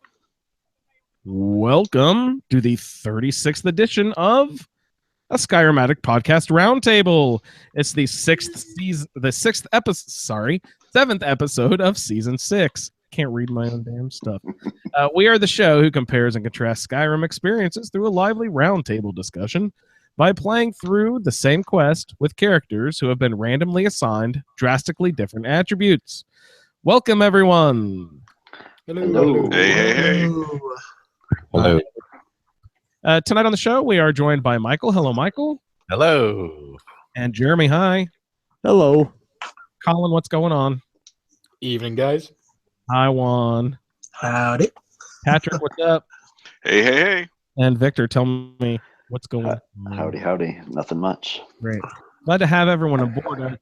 We didn't get to any quests on our last show, so we should actually kind of spring into it. Did anybody have any last-minute remarks before we get involved in our quest for this evening, which will be a blade in the dark, diplomatic immunity, and a cornered rat? So I have a question for Michael. Was it the half or the full marathon? Oh, it was a full. Nice. Well Very done. nice. The half actually got canceled, which I was originally signed up for. It was cold as hell. It was my coldest run of the year, and it was in Florida. That's funny. Impressive. Yeah, that was a good time. But I survived, so that's all that kind of matters. Excellent. I'm live to do the show, and Well, you got to go to Disney, right? be signing up to do another one soon. When isn't he at Nice. Disney, Jeremy? Next month, I will not be at Disney. Next month, no Disney. I'm announcing it here. Does Disney know about this? Yeah, Disney's coming to him. Oh, wait, what's next month? Next month is February, right? Yeah, next month I will not be there. Yes, he's invited Mickey over for dinner. Yeah, one of your pictures was like with you as some sort of like freakish, old Mickey version or something. It was Oswald, which you never see, but they had a bunch of special things out for people who were dumb enough to run 26 miles in 30-degree weather with 20-mile-an-hour winds. So they had that. They had like the Nautilus was out there, from 20,000 Leagues. Wow. All kinds of random things you don't normally see. But at that point, I was like, I'm going to take a break right here. And it was Oswald. And, you don't see Oswald too often. I guess he was technically the original character. Before Steamboat Willie? I believe so. I believe Oswald is the oldest. Wow. They sold off to somebody, and then they got it back in some kind of weird deal for something, I had no idea. Wow, I learned something today. Deal what? Machine guns or something. Yeah, No, it's like some deal for like a movie or something. I don't know. It was another studio had bought Oswald a long time ago, like in the 30s or 20s or whatever. And then they made a deal to get it back. I'm not sure why. They don't really use them in much, but See what you learn after 10 months in Disney a year? That's it. Oh, wonderful. So, guys, why don't we go ahead and jump into A Blade in the Dark? But why doesn't someone remind me what is happening right before Blade in the Dark? What was the previous quest that we did? Some bitch stole your horn. Oh, that's right. Man. We were up at the Horn of your. We're supposed to go get the Horn of You're Gonna Win collar. You go through that dungeon and blah, and you get to the thing and like there's a note there. From our friend. The Greybeard sent you. Yeah, really. Yeah, and you just know going back and explaining those old farts, the horn wasn't there. That's just not going to be any fun whatsoever. Yeah. So what happens? How do we know? that we need to go talk to this other special new person in Riverwood. Leaves us a damn note. So we find a note here instead of the horn itself, and we have to go all the way to Riverwood, which is, a place that you have been way early in the game, and you think, well, you could have told me this a month ago. Yeah, and we could have. But she doesn't believe that you're special. We could have tested that. I could have shown you. I mean, watchtower. We'll have a little display, shall we? Well, see, technically, my character had never met her previously. Oh, you didn't see her at with Farengar or whatever his name is? I went directly there, got the stone, and then went to Farengar. Oh, so okay. Not there, I don't believe, because it's not technically you haven't started the quest with him yet. So she's not at the table. Interesting. I don't know if I've ever tried to play it that way. Because I went right to, I forget, wherever I ended up starting. I ended up going through Bleak Falls first, getting the stone, then went to Whiterun. And since I'm not fast traveling, I didn't want to hop around because that's a big pain in the butt. So I did things, to make it a little more efficient. And when I got there, she wasn't there. Because it was just the beginning where I'm first meeting everybody. Yeah. Interesting. When I did the alternate start, one of my favorite things is I can get into Whiterun without getting hassled or the guards being like, "Hey, there's dragons in the area. Watch out!" I like how the game behaves differently. Yeah, nice. And walk around and do stuff. Sorry. Anyway, I interrupted. So we're getting back to A Blade in the Dark. Delphine leaves us a note that she has taken the horn, and we are to meet her. She doesn't identify herself as Delphine. No. She just says, ask for the attic room. Ask for the attic room. And what happens when you show up, Juan? You go to Riften, and it tells you to go to what? The Sleeping Giant Inn or whatever that the inn is. Right. In Riverwood, and you go up to her and go up to the wench and ask her to rent the room in the attic. She says, "We don't have a room in the attic, but we do have this one." And then from there, she says, I'm such and such, and she wants you to prove yourself. Yeah, she has a test for you. There isn't a room in the attic. It always makes me feel like a basement in the Alamo. Yeah. What, silly? There's no attic room in the Sleeping Giant. Oh, I love it. Okay. Sorry, what'd you say, Juan? She has a what for you? She has a special test to prove that you are the person she's looking for. Okay.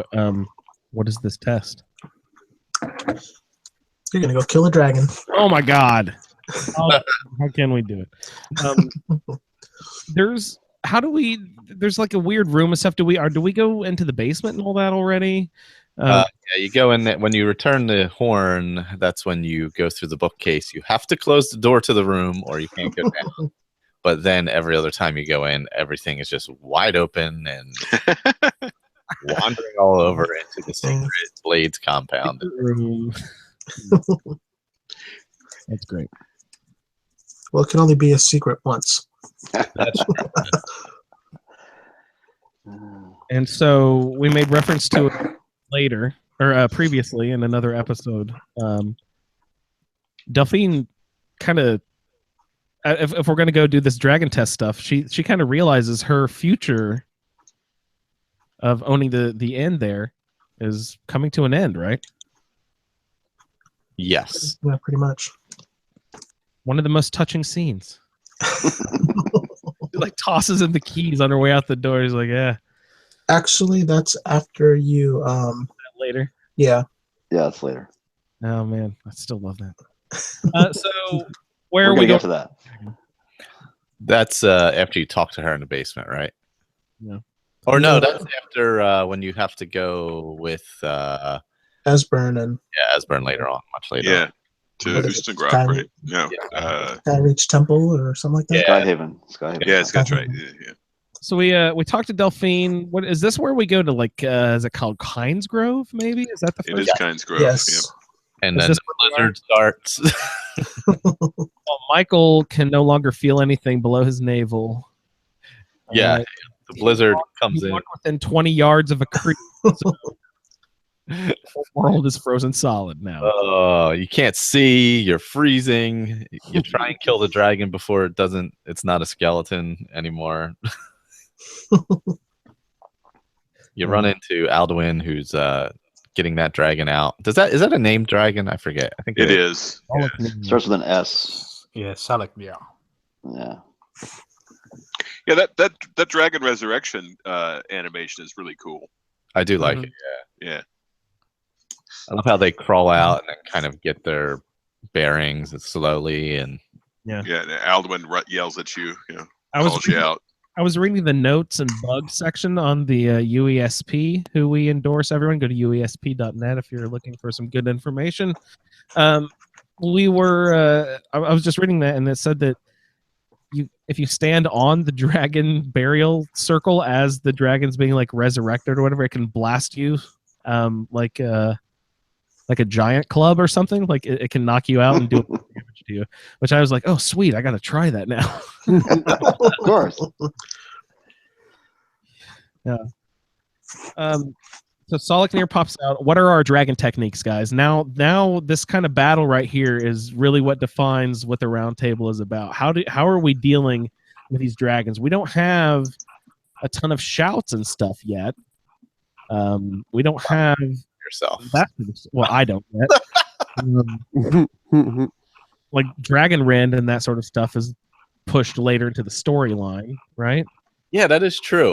Because I become so reliant on Dragon Rend that it's weird to, and since I went through the main quest relatively recently, like was it the fall or something like that, I got used to that Dragon Rend thing, and then I'm battling these dragons now, and I'm like, damn, it's way different when you don't have that. You don't have Dragon Rend; they are tough to bring down. I think Colin had given us a hint a little bit later. When we pick up Clear Skies, that takes them out of the sky as well. Yes, Colin always mentions these great tips that I just never seem to manage to weave into my for some reason. Of course, that doesn't really work at this point in the quest line. No, because we still don't have it. Yeah. Yeah, don't have. Yeah, there's lots of those that are pushed through. But it's not. I mean, Dragon Rend is so much farther ahead. If you've taken the horn to the Greybeards before you go to the Kynes Grove and you get the full force balance push, you can use that to interrupt them breathing fire or whatever it is while they're in the air. So as they're sort of like trying to set you on fire with the fire breath shout, if you full throw them back, it sort of like stuns them and they fly off. It doesn't knock them out of the sky, but it does stun them. Yeah, you have to catch them when they're hovering, though, right? Yeah, that hovering. Right. Will something like Ice Form work on a fire dragon? Does it work like it does with mages? Ice Form doesn't work on them at all. No, they're too big to freeze. Okay. But does my question make sense? Is it the same with shouts as it is with magic? Like, how there's ice shouts. Do ice shouts work better on fire dragons? No, well, are you talking about the frost breath shout or the ice form shout? Yeah. I think frost breath probably. Frost breath, or like there's ones added by the new mods or whatever. Like there's ice storms and stuff like that. You know what I mean? To fight dragons, I prefer Marked for Death. So. Which is, remind me. It's basically it makes their armor, it depletes their armor rating and their health rating and stuff like that. The dragon makes it easier. It sort of like interrupts their damages their resistances. Yeah, nice. But when I went up against Thingy and at Kynes Grove, he talks to you and sort of like starts to talk to you in the dragon language, and then he goes, "Oh, you don't even speak the dragon language. How can you call yourself Dova? Blah blah blah." And then he's telling Selec Near to attack this guy, kill this woman, and then the pair of them shit a brick when she summoned Durnavir right in between the two middle of them. So. Did you really? Yeah, damn fucking right I did. That's awesome. Oh, that's awesome. Remind us who's Durnavir, please. Durnavir is a dragon that you find in the Soul Cairn in the DLC of Dawnguard. He's really one of my favorites you come across too. He's awesome. Called you the Quinarin as well, so that's like super cool. So Colin, to get that shout, you do because his name is a shout, right? Yes. What do you have to do in the Soul Cairn? Because I killed him, and he called me the whatever, the whatsy who's this, but I didn't get the shout. Yeah, you have to do something separate. Maybe you've got a bug, but you need to. He gives you his name, and it should be summon Durnavir. So go to your shouts. All right, let's see. Does he need a dragon soul for it? Probably. And you need to spend all 3 dragon souls. No, I don't have summon, and it's not what's his name? Durnavir. Yeah, I don't have either one of those. I don't have summon Durnavir or Durnavir as a shout, and I killed him in the Soul Cairn. Did you finish talking to him? Did you talk to him again outside? I did. I talked to him, but maybe I blew through the conversation and didn't finish it or something. You can go back to the Soul Cairn and talk to him again. Yeah. Is that through the Dawnguard castle, the Volkir's castle? All right. I think you have to eat 50 soul husks or something like that too, right? Nobody wants to go back to the Soul Cairn. Yeah, really. You can, whatchamacallit, you can fast travel to the right outside her room, so you don't have to go through the castle again. Yeah. All right. Now I have a project. Thank you. Hey, Pat, did you find all outdoor balcony Opus pages? Oh, what's that? Did you find all 10 of the Opus pages or whatever? I don't even know what you're talking about. That's a no. You're probably better off. I've never done that. Does anybody know what I'm talking about and what the reward for that is? I don't remember what the I think reward. Colin's the only one that's actually completed it. Colin's finished it, yeah.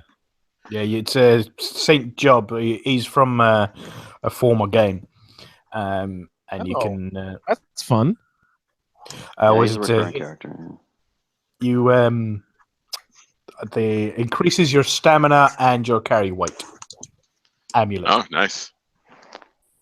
Actually, that sounds like a nice perk. Yeah, that is a good perk, especially if you could disenchant that shit. Oh, great. So sorry, I got us way off track again. Blade in the Dark. We are battling dragons. Colin, you were saying in general you like to use. Do you have your shout yet that you said you like to use? I forget. I already marked for death. Is that a quest log thing? Where do you get that shout? Do you have it yet? Are you using it? Yeah, you get it in 3 different locations. I recently just got the whole lot. Was it one of them is in the Dark Brother Sanctuary, and there's one somewhere else, and then there's another one somewhere else.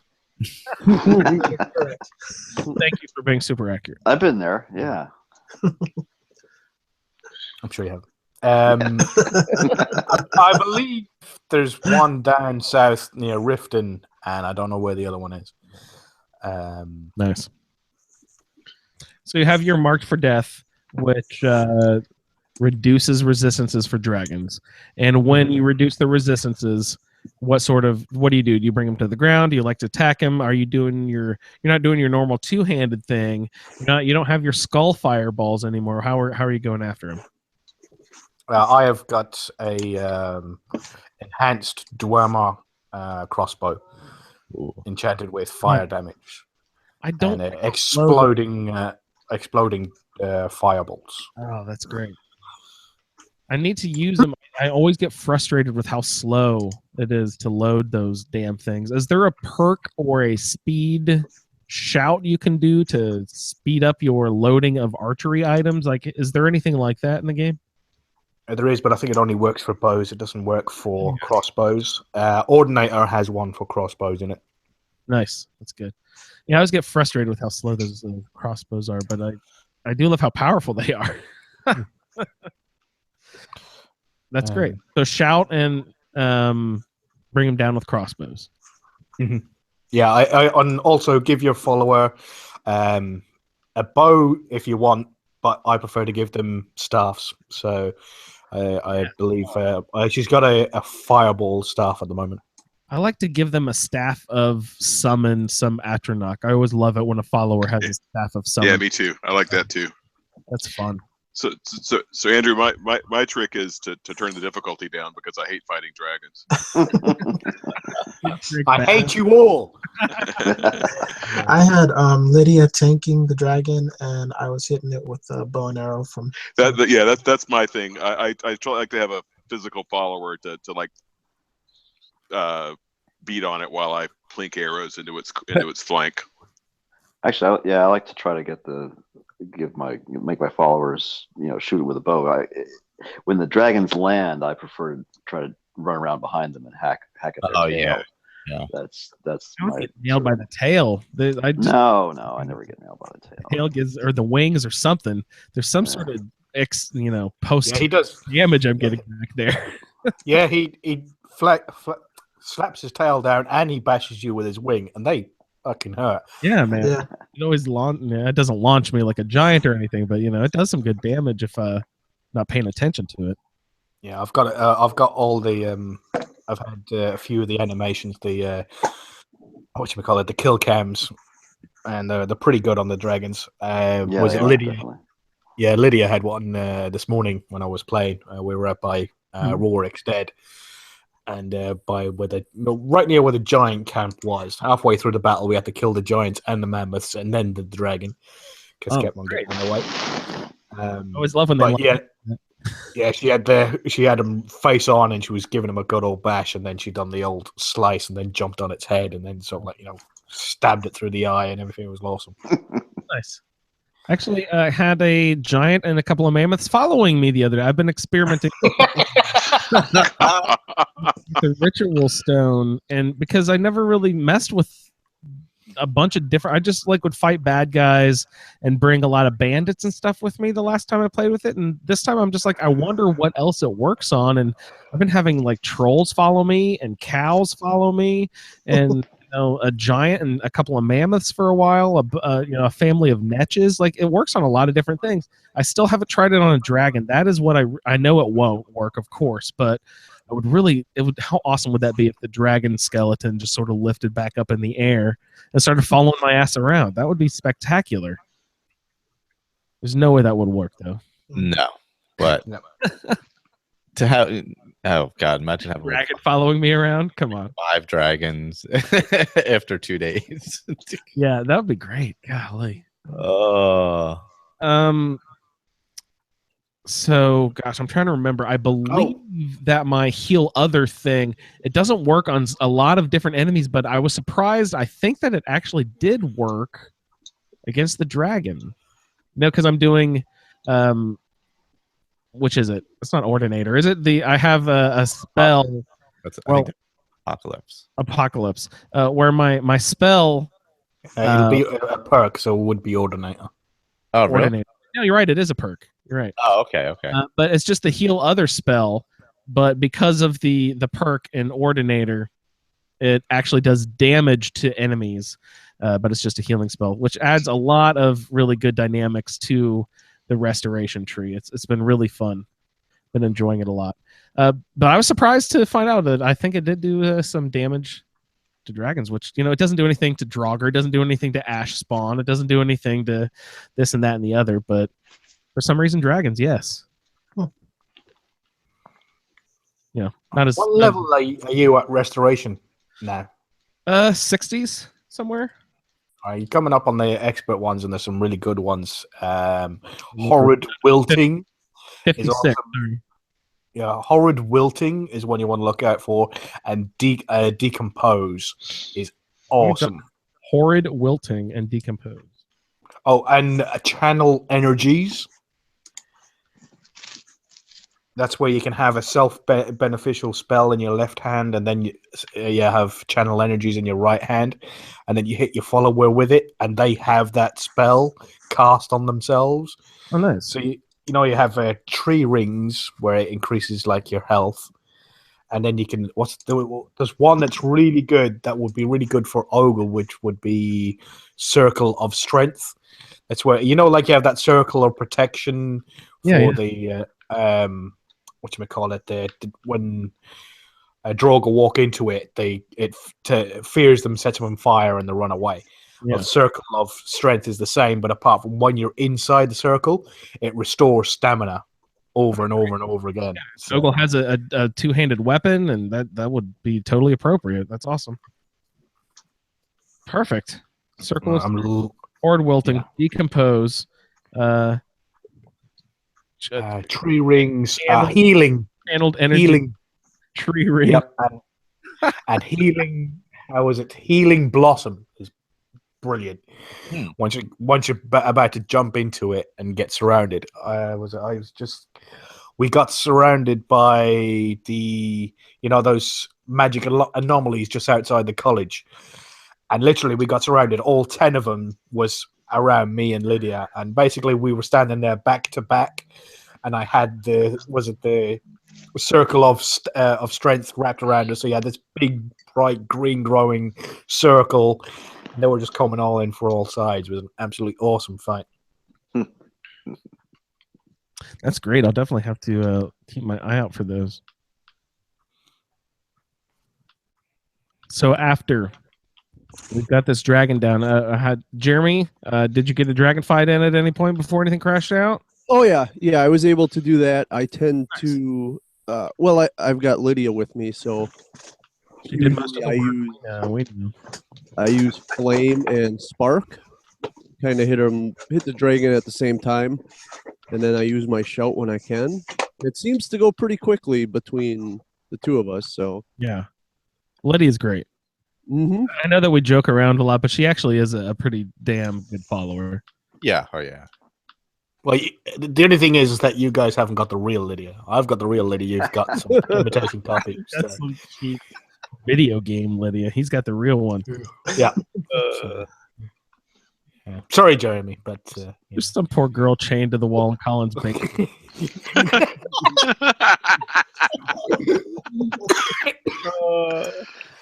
I've got an attic, not a basement.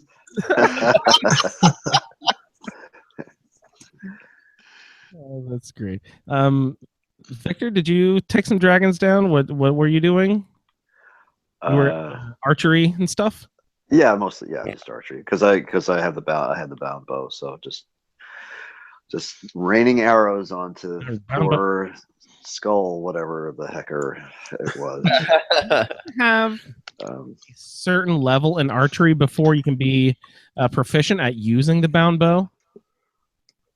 No, but not really. But I think your proficiency goes beyond the bound bow at some point. Yeah. And you're better off with made weapons. See, I was perched up above a dragon camp, and I wanted to rain arrows upon this dragon, this giant. And so I summoned my bound bow, and I drew, and it just like plunks and goes 18 feet and a really lobbed arch and doesn't even get anywhere close to him. Like, why? Because you're an Argonian. I just can't figure it out why he won't shoot with any oomph to it. You know what I mean? Try shooting from underwater. Man. I don't know. I can't figure it out. I don't know. So I've kind of stopped using it. And I, of course I'm at a 15, whatever the. Well, what's your stamina level? I mean, where are you with stamina? Stamina affects. And I know it affects your drawback, like how long you hold it and aim and stuff. But I don't think that was a. No, I don't know. I don't believe, but I could be mistaken. Maybe I had run out of stamina sprinting up there and was just lobbing them because I had run out of stamina. That I didn't even think of that. That could be a good call. I've had that happen when you double click the trigger. Oh yeah. and the first one will and the first one just Right, kind you of get a little bleep. Yeah, and it shoots Yeah. it, and then it, because you hit it before it was ready, it doesn't load a new arrow. Hmm. Yeah, premature archeration is a problem. Very embarrassing too. It happens to everybody every now and then, though, so it's okay. We were talking about a similar thing between shows, weren't we? I'm sorry, between last week and this week. I've got a question for you, archers. If you're using the bound bow, can you equip ebony arrows? No. Yes, Yeah. you can. I think you can. But why would you though? Because they're Daedric. Yeah. Yeah. All right, so dragon bone arrows. You can, and you can also poison it too. Yes, you can poison it. I didn't realize you could. I'm pretty sure you can. But yeah, I mean, by the time you've got the better arrows, you probably got a better bow anyway. You can definitely poison the bow. Yeah, for sure. We're gonna try it right now. I got a bound bow. Just summoned the bound bow right here. Bound bow. Can I do? I don't have any dragon bone arrows, but I do have some Daedric arrows. Yeah, guys, I'm shooting my bow. It is going literally 5 feet in front of me and just like dying. You got those little T-Rex arms. That's your problem. Am I pressing a wrong button? I've been having that issue a little bit too, and I think it's like an ordinator thing sometimes. That's the only thing I can think that affects it. But you got to really hold the trigger in for quite a while.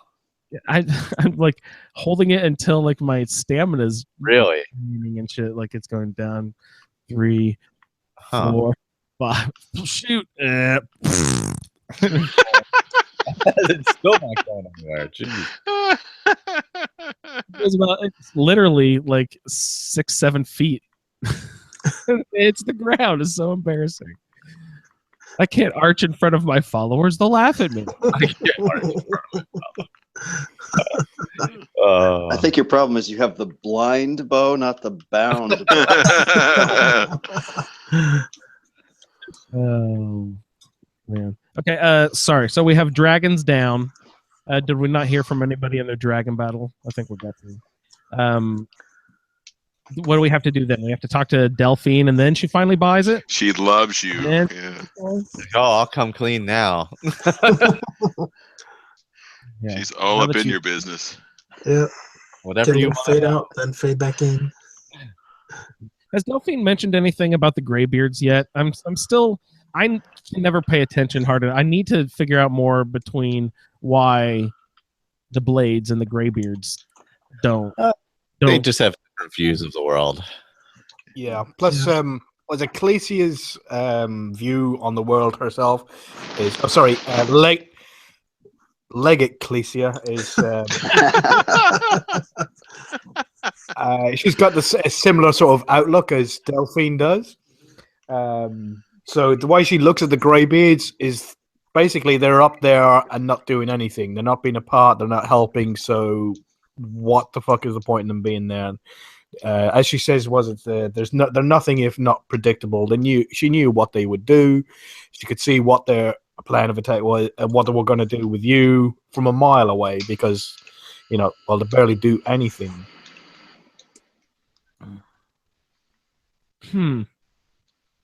Yeah, I still have trouble telling who I actually like here. I don't know. I love the Blades. I don't know. Greybeards. You don't like the Blades, Victor? No, not a big fan. No. Oh, that's something I wanted to discuss was Esbern, but we're not quite there yet. So we don't meet him until we got 2 more to get. You got to get to the end of the show.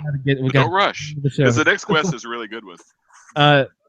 So let's just briefly mention here what Delphine what's the interaction here between Delphine and how do we need to get to the next quest.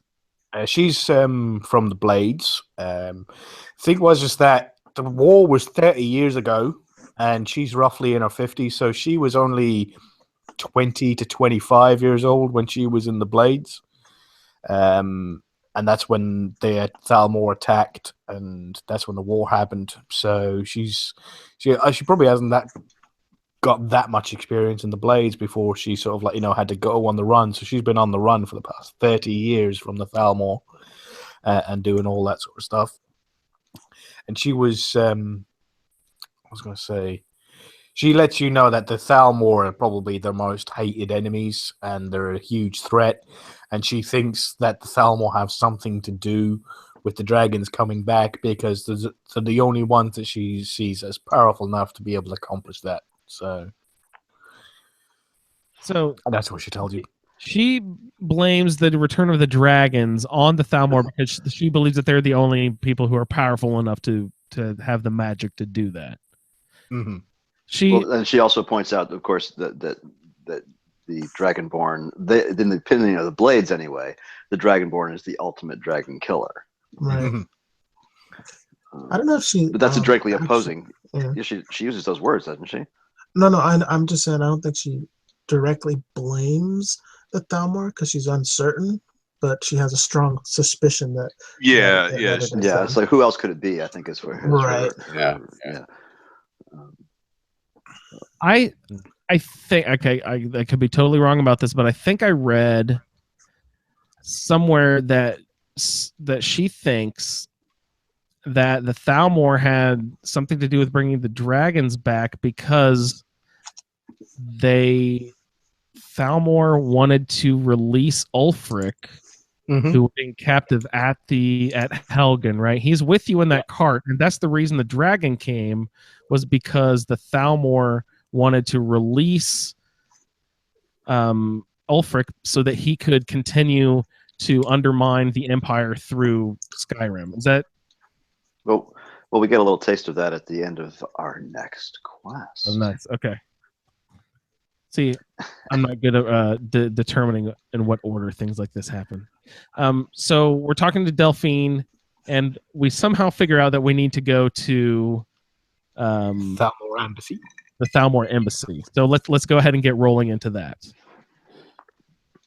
Yeah, she says she's going to come up with a plan, and you meet her back at the Riverwood. This is so annoying. If you don't fast travel, how the fuck do you guys do this? Where you have to go here, and you go back, then you meet over here, then you go back, then you have to go up in here, and then at least they give you a carriage at one point. We'll get to that, but geez, this must be annoying if you don't fast travel. No, it's not. I usually just do other things on the way. Or there's a carriage right at Windhelm. Takes you right to Whiterun. Okay, so you allow yourself a carriage too. Okay. Oh, totally. I do carriages. Yeah, I don't walk everywhere. Right. Yeah. I was just gonna say, so then walking all of this would get on my nerves.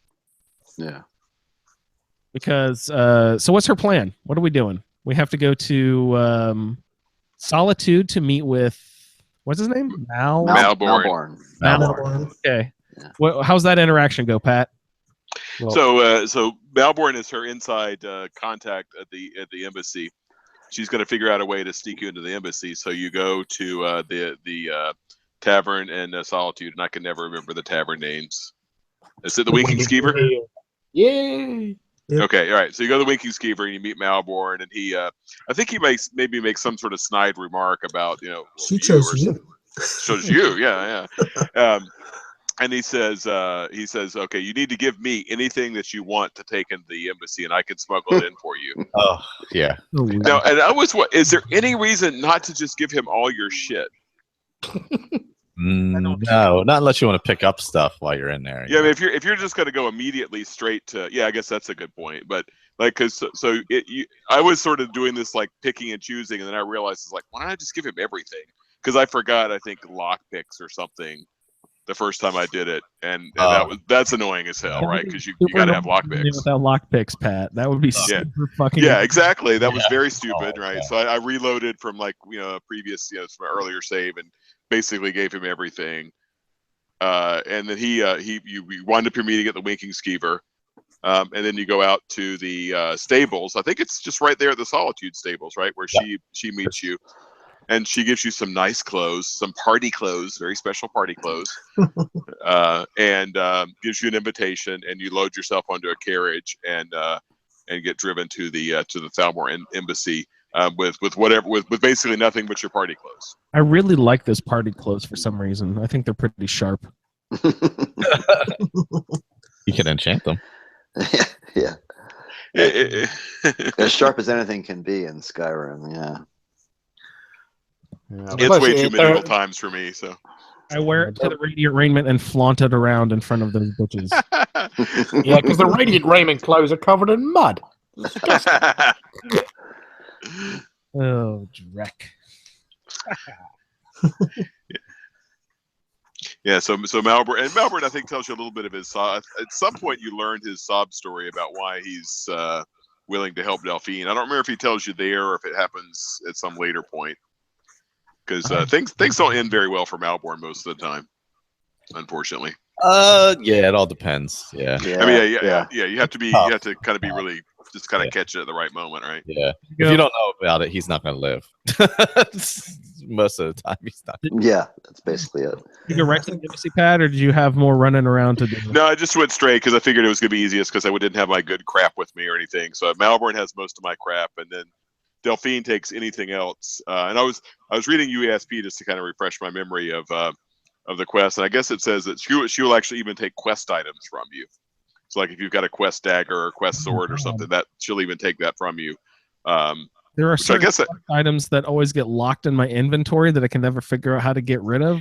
So I wonder if that would actually be a good way to scrub, annoying quest items, is to leave them in Delphine's chest. That's awesome. Yeah.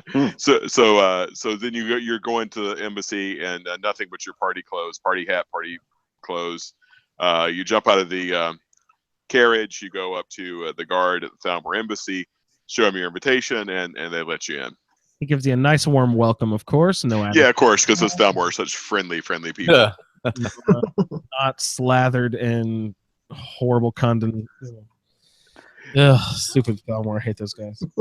Yeah, so for me, maybe I'll tell what happens for me, and then because I was reading UESP, I didn't realize how variable the party guests were. That's actually really cool, it's one of my favorite sequences in the whole game, actually. Yeah, me too, Victor. I really liked it because I got I got the Jarl from Morthal, Idgrod Ravencrow. Yes, I love exactly. her. I always her. Go get her. Yeah. So she says, "Oh, I would love to help you make a scene."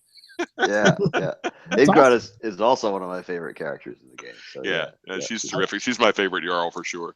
Yeah. All right, so explain to me how this changes up, like based on what, and is it random or how does that work? It's who you've encountered before. So there's the one guy who basically will cause a drunken scene that will always be there. Yeah, the town. So you can use that guy. I forget his name, but you can use that guy. But then there's a list of, what is it, Victor? Like 10 or 15 other people that could be there, depending on who you've encountered. It's a long list, and depending on who you've encountered and what you've done, you can get some other of your influential friends of Skyrim there. And I got Jarl Idgrod. I wonder if cutting room floor adds more people. I had Jarl Illicif in there. I had the Jarl from Falkwraith. I had the Jarl from Whiterun. There was one or two other people that aren't normally there, and I haven't spoken with any of them. Maybe it is. Maybe it does. Yeah. A lot of those people, Ron, you named are listed on UESP as kind of in the default listing, but maybe one of the mods will make them show up regardless of whether you talk to them or something. Okay, that's because I was a little surprised because it's the first time I've encountered some of them in there. So there's also, it's not just the town drunk guy, but you can also arrange with one of the servers who gets annoyed by some, I forget whether it's who's the Eriker, so you can arrange that also without drop a tray of drinks or something. So there's that interaction as well. Don't you tell Erica that she's actually interested in him, or he should? I think you got to talk to her first, though, don't you? Yeah. Or does he make mention of it first, and then you go talk to her? I don't remember which way it goes, or maybe it goes both ways. It goes both ways. But I do think you talk to her and you talk to him, and then you talk to her again, and It's something like that. But the thing is, he goes over and hits on her, and she says no, and then I kind of feel guilty about using that one because she always ends up down in the cells. Always? Every time that I've done it, she's really? ended up down in the cells. Who is it? One that winds up in the cell? The server. Okay, Yeah. serving girl. All right. Yeah. But you can let her out, right? Yeah, but she gets killed by the frost troll. Oh. Supposed to kill the troll. Yeah, it's your fault, not hers. They run ahead of me. I hate that. Yeah, one. that's hard. They Yeah. really do. They really run right out there, don't they? Yeah. Yeah. That whole part of it is difficult. Yeah. I think I had everybody survive this time. Yeah, it Yeah, took me a couple times to get Melbourne to survive. You got to be really good with the bow and quick. It's tough. Yeah, if you're not Yeah. fast, he's done. Yeah, he's Yeah. done. I think I had some paralyze potions. Is how I was able to do it. Yeah. Where does Malborn bite it? He's fighting alongside with you, like No, he comes. He runs in the gallery above after you've talked to the guy. But we're jumping ahead a little bit. But yeah, he runs in upstairs, and you need to. There's 2 Thalmor agents that run in at the same time, and so you got to get them before they get him. Okay. So let's do our distraction list. Who did what distractions? I just did the normal town drunk guy. That's what I did. Yeah, I did the same. Yeah, that's what I did. Yeah, I did Igrod. Yeah, Igrod for me. I've done her Balgrove. before. She's fun. Yeah. I know Balgrove? Balgrove. Oh, what does Yeah. Balgrove do? he tells everybody that basically he makes out that Razelon or Razelon, whatever his name is, that he said that Ulfric Stormcloak should be High King of Skyrim. That's awesome. Yeah, the only problem is that Ulfric Stormcloak was dead. Oh well, that's a minor detail. Because after I finished, was it A Blade in the Dark? Then that's when you first go to Solitude, and that's the first time when I walked in because Ecclesia was in hiding at the time. But when she arrived, she didn't go and see Melbourne. She had to go until I've forgotten the general's name. Tullius. Tullius. I had to tell Tullius about all that was going on. So he was like, well, if you want to help with all this Dragonborn bollocks, you better sort out all the what's happening in the Civil War. So she done the entire Civil War in between those 2 quests and became legate. And then she went to speak to Malborn. So she went there as an invited guest as Legate Clesia Aridia from the Imperial Army. And Very nice. Tullius was a little bit surprised to see her. He was like, "What the fuck are you doing here? Don't do shit." Well, right, yeah, you can't get him to make the scene though. Yeah, I tried to get some of the other people to do the distraction for me, but I failed the speech tests. Yeah, I tried to. I messed it up somehow. Yeah, the drunk's the easiest one to do. Yeah. Yeah, but they all pick on the drunk. Yeah. They all use the drunk as their stooge to be able to get it out. I love that guy. He's like, huh? What? No, I didn't. This is an attack on my person. Yeah. Yeah, it's a good sequence. It's well done. Yeah. What did people go in with? Did people go in with everything? Because I always go in with the wrong thing. That's my problem. Because I always try to get too curated about it, and I try to sort of role play it, and then So I usually just go in with a bow and hope for the best. I just take whatever normal gear I have. Not any of the extra stuff, just the normal gear. Yeah. A few potions and stuff. There's plenty of stuff that they've peppered around inside there. If you sneak around enough and find it all, it's you can pretty much survive if you're careful. If you look through all the rooms, there's lots and lots of potions on all the shelves. Yeah, a lot of healing potions and poisons. A lot of frostbite spider potions. Yeah, there might even be an invisibility potion in there somewhere, and there's a couple of others. There's a true shot maybe and stuff. Invisibility is actually really useful in this case. Yeah. I was lucky enough to find the bound bow in there, which was nice. That's pretty awesome. Yeah. Yeah. I think is there a safe or a locked chest with some cash and stuff in it? One of the rooms. There was a safe, but it wasn't locked. Oh, okay. I was like, oh, nice. It said safe, and then just said open. So I looked in there, and that's where my bound bow was, and a bunch of gold, and I can't believe wow. a bow in there. Yeah, it was great. It can't be, but I mean that's got to be a random drop. I think so. Well, but I mean, it's not necessarily a random drop because I mean, if you look it up on UESP, they'll tell you exactly where it is in Fort Amol. I mean, it's always there. Yeah, that one is. Yeah. All right, guys. I just but if it's in a container, then it's random, isn't it? Yeah. Where in Fort Amol? No. Oh, if it's in a container in the world, whatever. Yeah. It's like it's generated once you get there to your level. So thought about making that connection. Oh, I see what you're saying. Okay, yeah. All right. I just got a blood dragon. I've got the ritual stone loaded up. No way this is going to work. Let's see. You are not raising a dragon. There's no way. It didn't work, guys. Damn it. What if it's one of those dragons that you don't absorb their soul? I hate that. Yeah. No, it's such a. I had forgotten all about that until I killed the dragon out by Kynes Grove, like for the 30th time. Or if someone else absorbs it standing not too far away. That motherfucker. Some jerk. So how many people actually has anybody gone through this diplomatic immunity in full sneak without killing anybody? I have in the past, yes. It is hard.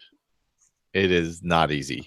I mean, as far as I can tell, that's kind of how I feel like they want to coach me through the quest. Yeah. You know what I mean? That I feel like they want me to try to sneak there, but my sneak is never good enough. I don't ever concentrate on that sort of thing. I got to the whatever, like, so you leave sort of like the main house area with the kitchen and all that, and you go out in that like courtyard, and then you go from the courtyard into the solar. And I got as far as the courtyard in pure sneak mode, but I just couldn't get through the courtyard in sneak mode, and I like ran through the door to the solar, like being pursued by guards. I thought, oh shit, but I was able to re-sneak. So like the two inside places, I was pretty sneaky, but the outside courtyard area, I was not able to sneak. But Patrick, you've done it all the way. Patrick, yeah, it's hard. Your character is a Bosmer, correct? Right. I think you're supposed to be able to put on the robes and gloves and shoes and the outfit and actually walk through. So I was reading that. It said UESP said it was bugged.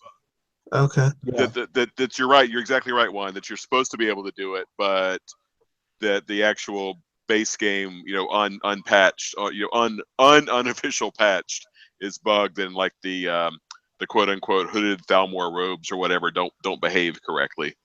Okay. But you're right, because it said if you're a Bosmer or a high elf, you like have the maximum sneak chance, disguise chance, and then humans, dark elves, and orcs can do like a middle level. And if you're supposedly if you're a Khajiit or an Argonian, there'll be a dialogue that says, "Hey, is that a tail?" Which would be fun to try it, just to hear that dialogue. I always love the werewolf dialogue. I hope they say something about like if there's fuzz coming out behind your ears. I don't even remember what the exact term is. Or did you just finish washing your dogs?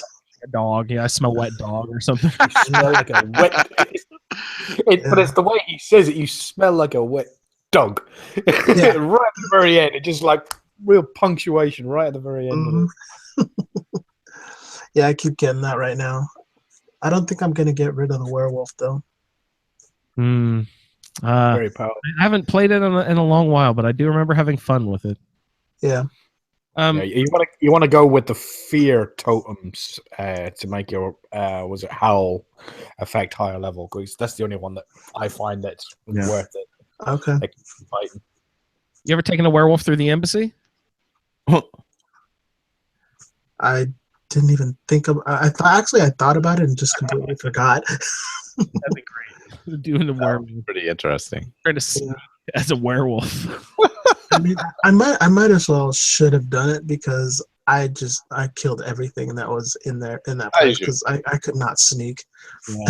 I got it too. I usually do my two-handed stuff right through there. My heal other, of course, works on humans and humanoids, as Marcus would say. So use my heal others. Basically, I made my way through there. Andrew, we kind of skipped over a funny conversation. What's that? Go ahead.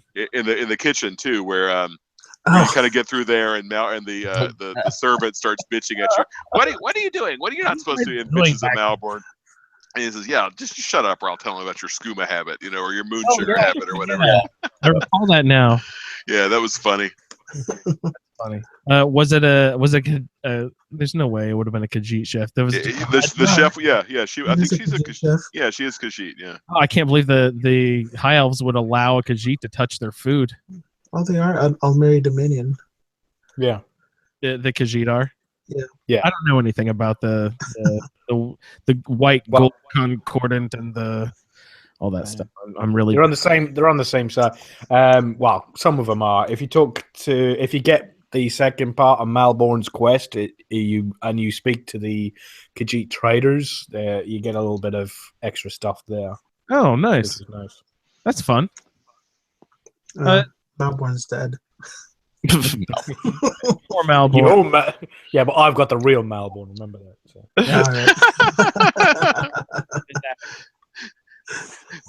Has anybody explained to Colin that video games aren't real?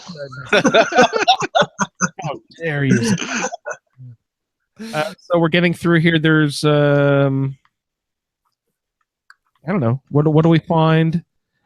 Past the kitchen, there's a funny conversation there. We're getting into. There's a certain point where it kind of breaks from obvious Thalmor embassy fancy place, and then you can tell you're behind the scenes all of a sudden.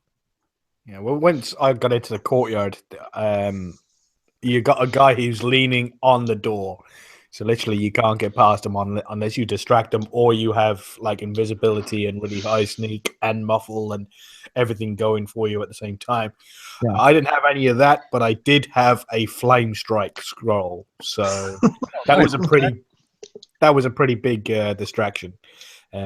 So they went off running, find out what the hell was going on there.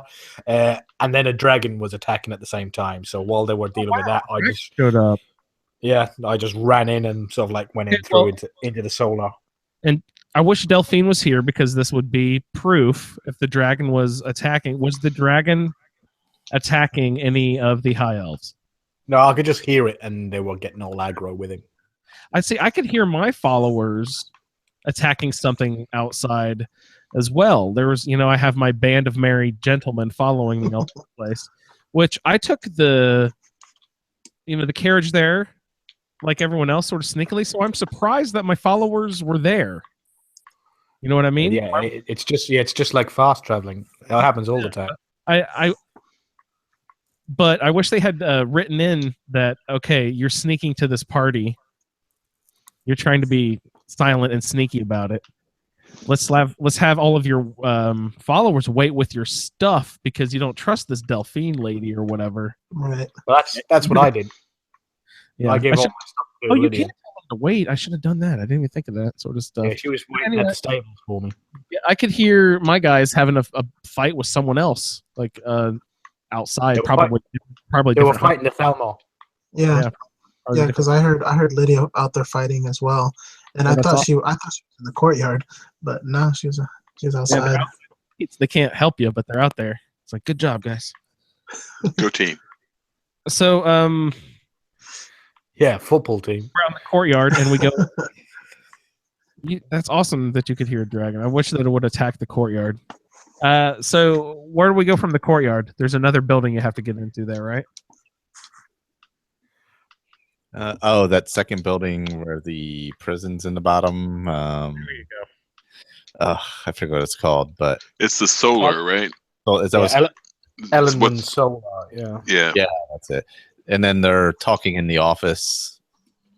There's a guy when you first if you sneak in, you can stand there and they might not see you depending on how high your sneak is.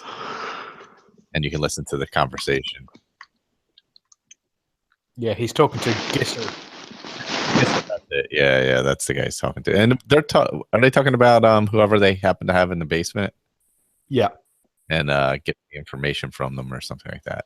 Yeah, Mr. Etienne. Etienne. Yeah, he's Gisser told them, because he's an informant for the Thalmor, that Etienne told him that he knows of the guy that they're looking for down in the Ratway and blah blah blah. And he was saying, "Oh, should I go down there and talk to him?" and blah blah blah. Wait. And Thalmor turned around to Gisser and says, "Well, yeah, sure, I can take you down there and chain you up right next to him, so it looks like you're a prisoner as well, and then you can get him talking." And Gisser's like, "Oh, well, no, maybe not." I don't like that idea anymore. Yeah. Okay, that's good. That's actually important later for the Ratway stuff.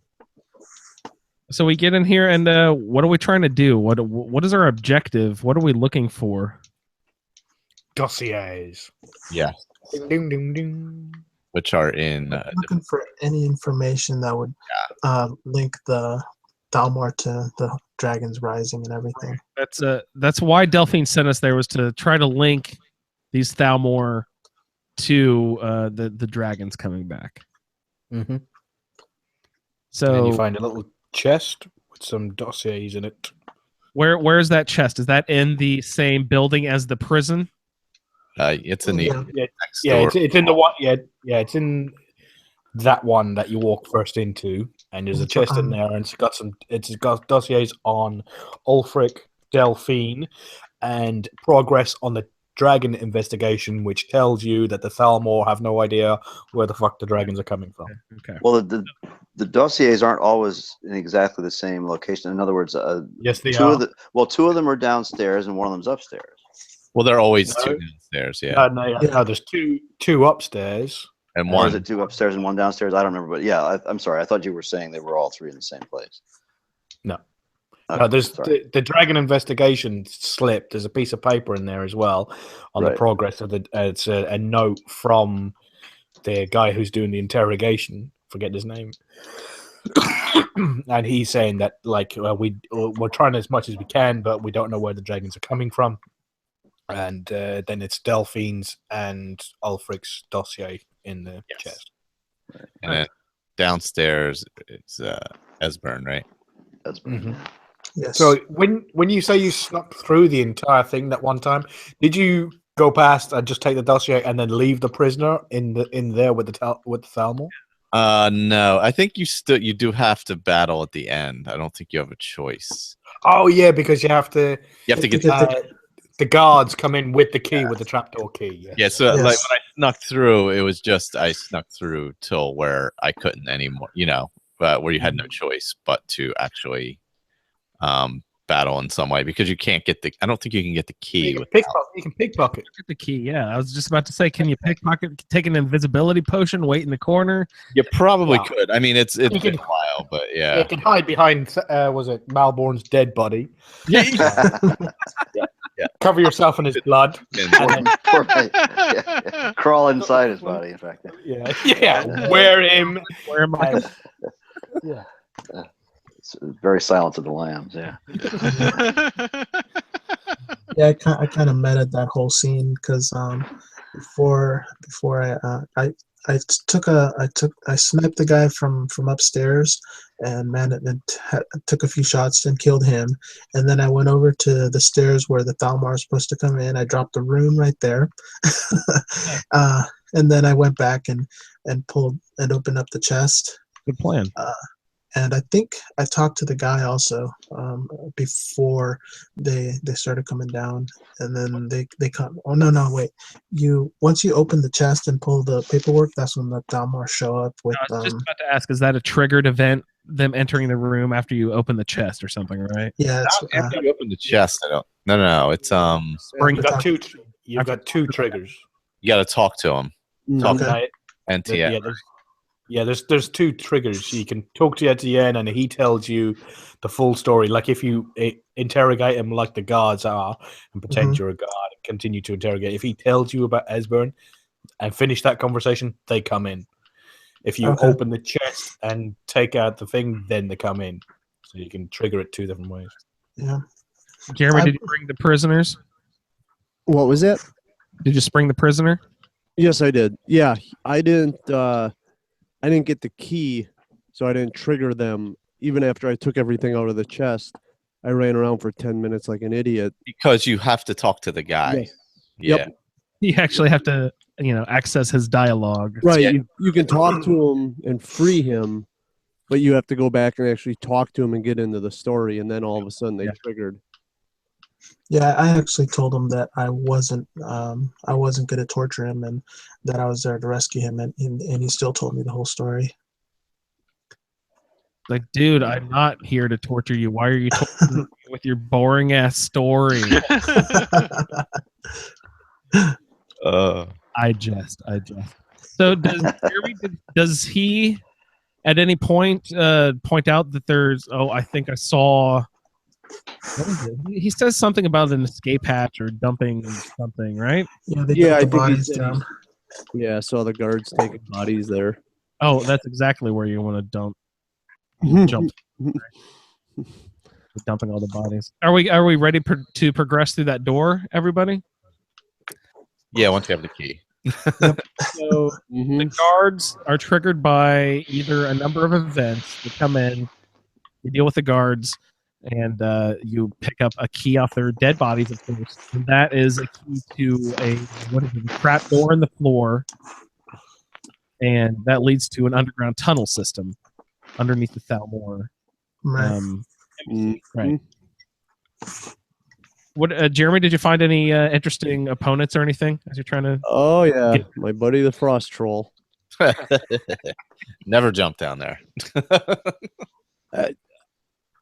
Yeah, I remember in one of my other playthroughs years ago, I had a bow with me because for some reason I just took like one weapon, but I usually use magic, or flames and sparks, so it wasn't really a big deal. So I hit him with that for a while, then I ran back so I could get some more health, eat some food, and went back at him, and he was down pretty quick. So, and of course, I forget to do my shout and stuff until afterwards. Yeah, there's always some aspect to battle that I always forget to use. There's always something that I know I should be using, and good, attentive, strategic players are, of course, taking advantage of every aspect they can. Like Colin will switch his outfits depending on what kind of person he is battling, which is an incredibly active and proactive with your character. I never. Not really. No, enemy types maybe, but no, But not. I don't walk up to one enemy and then sort of like put on a ring that resists shock because he's a shock mage, and then kill him, and then move on to the next mage, and then put on a ring of resist fire. I don't do that.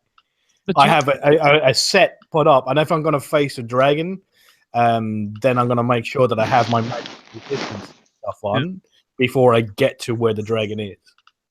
But I don't change my gear mid-fight. You also plan ahead and will have a pair of boots already on that have resist frost. You think ahead about resistances and stuff like that, which I just don't do. I always just put carry weight on it and don't even think about stuff. Carry weight. Carry weight and muffle if I ever find it. All right, so we're making it. What else is in the cave besides we got a frost troll down in there? Oh, Baron's Eye Stone.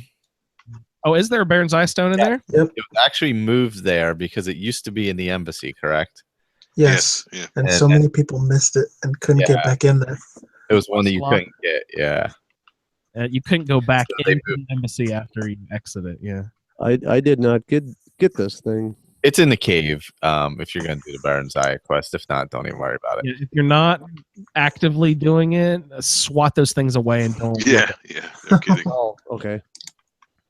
Yeah, It's I'm unusual. actually- It's unusual gems if you don't have the quest yet. Yeah, I'm actually going to do it because there's a perk in Ordinator for enchanting that if you crush a perfect gem of a certain type, it increases the power by like 30%, I believe. I think it's 20%. but it's pretty significant. Yeah, oh yeah, it's nice. I used it with when I did my full enchanting before I went legendary on it. That is nice. Yeah. So if you're gonna do that, then it's worth it because I have in my inventory right now 31 flawless gems. Yeah. Well, it's also worth it if you're gonna do smithing. Yeah. Make a lot of the jewelry bounces you up pretty quickly. Yeah. Yep. You can just go legendary and smithing over and over and over again. If you do Zaya stones and transmute, you're fucking set for life. Oh yeah. You're in good shape if you do that. Yeah, I have it's like 25,000 gold just to the flawless ones. That doesn't count the not. Michael, you talk about it in a couple of the ASA, just the regular shows over the years, and I'm going through the back catalog, and you're in the middle of talking about not even picking up the non-flawless gems. Oh yeah, I remember that one. Yeah. It was so crazy how much stuff I had. It was insane. I think that was the one when I had the Baron Zaya, right? Yeah, exactly. Yeah, and I've got it too. So I've got 16 regular garnets, and I know exactly what you mean. It's like, why am I even carrying these stupid things? They're good for getting merchants down to their last gold. It's like, here, take this garnet, Yeah, sure. Yeah. It's also nice if they have spell books and scrolls or even grand soul gems that you want, and you sit there and pick up all that stuff, and then you just make your gold right back. Yeah. I haven't spent any gold in 10 levels because of just yeah. That's my daughter and I, when she was home for Christmas, we were laughing about this. Basically, you get to a level and you completely wreck the economy of Skyrim because you get the merchant perk where every merchant buys everything and you're only paying in potions and gems, so there's no actual food or weaponry or anything in the economy anymore. It's just bartering. Yeah, it's barter with nothing but gems and potions. Well, hey guys, speaking of daughters, my daughter is here. And we're headed out, so I'm going to say goodnight to everybody. All right, have a good trip. Safe travels, Victor. Yeah. All right. Safe, sir.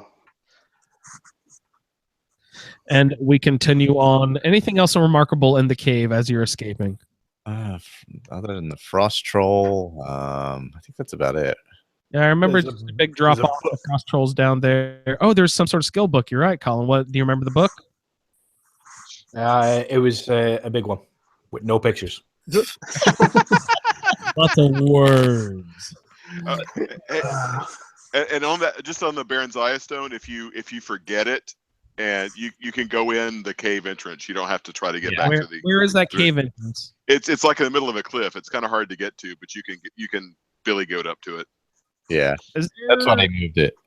Is there a good way to mark those? Because there's one, what is it called? Hamar Shame or something that you always come out of the back of that. I'm always like, I really need to remember where this spot is because it's way easier to get in and out of the spot. Oh, yeah, where the exit is as opposed to the...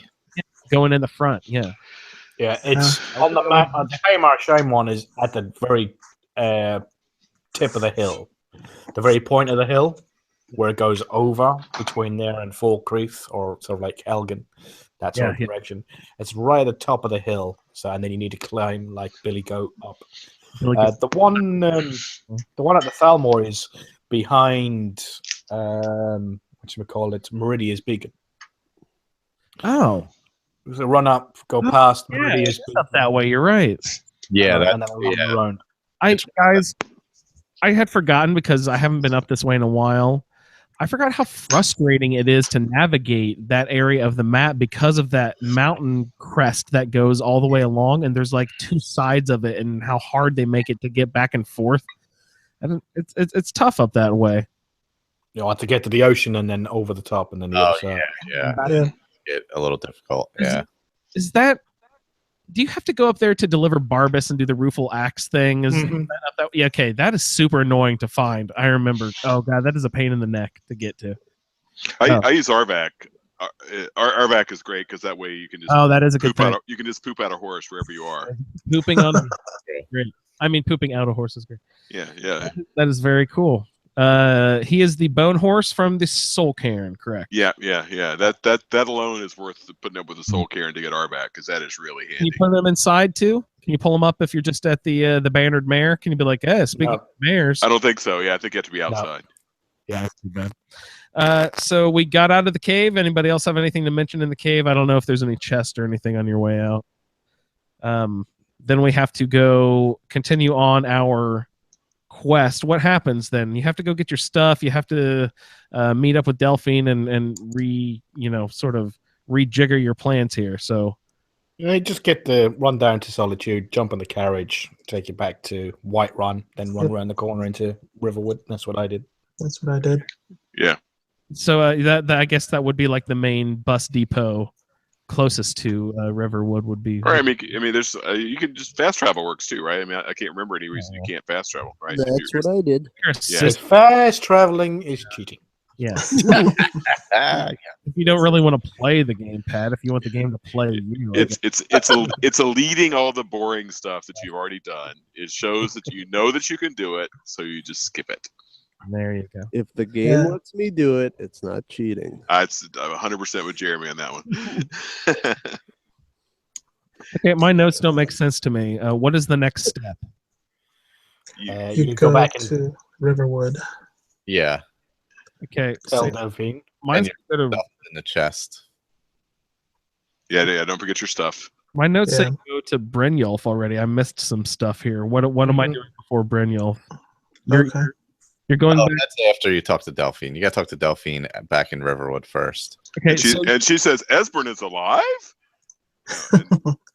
Okay. So you give her a dossier proving that they're keeping records on her, which she's not surprised about, right?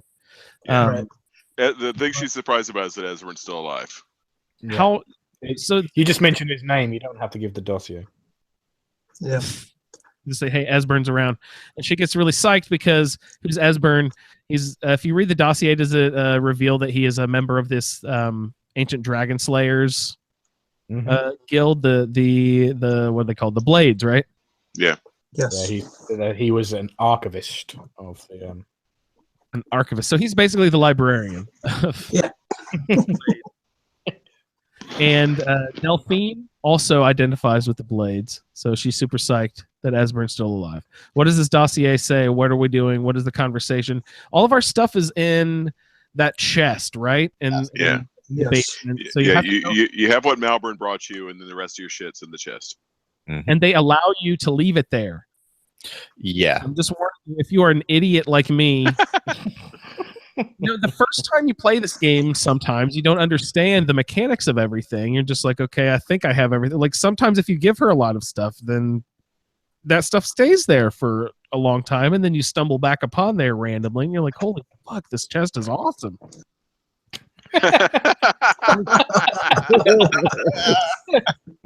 Just robbing Delphine. Wait, this is my shit. I haven't seen this in months. Yeah, I lost one of these, and I just got a replacement. That's awesome. This is where the boots of Muffle have been. All right, so, we're back. We've got our stuff. What does Delphine say? She says, "Esbern, holy crap, Esbern is alive." Does she want to go find him immediately? What does she say? Well, she says you should go find her. Yeah. Go find him, and nobody in Skyrim does anything for themselves. Of course. And she says, or anything, she right? says, if you think I'm paranoid, wait till you meet him. Oh, good. But if you need help convincing him, tell him to ask what happened on the 30th. Is it the 30th of Frostfall? Frostfall, yeah. Frostfall, yeah. In whatever year.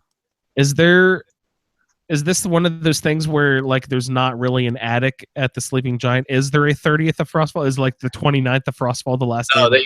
I think Esbern says something about it when you get there, that it was like, it's when the Altmeriad attack, when the war started. It's when the Altmeriad. Oh, okay.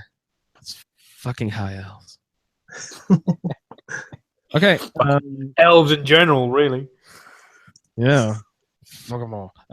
So she says we have to go track down Esbern. Where do we need to start? We have to go to Riften. And and she says talk to Brynjolf because he's well connected. How does she know Brynjolf, Juan? What is Everybody knows Brynjolf. I, matey. Everybody knows him. Yeah. He's a member of he's a member of the Thieves Guild, and he's one of the top guys. How can it be advantageous for everybody to know who the thieves are? Well, I don't think everybody knows, but Advertise. anybody that's Well, anybody that's an outlaw of some sort.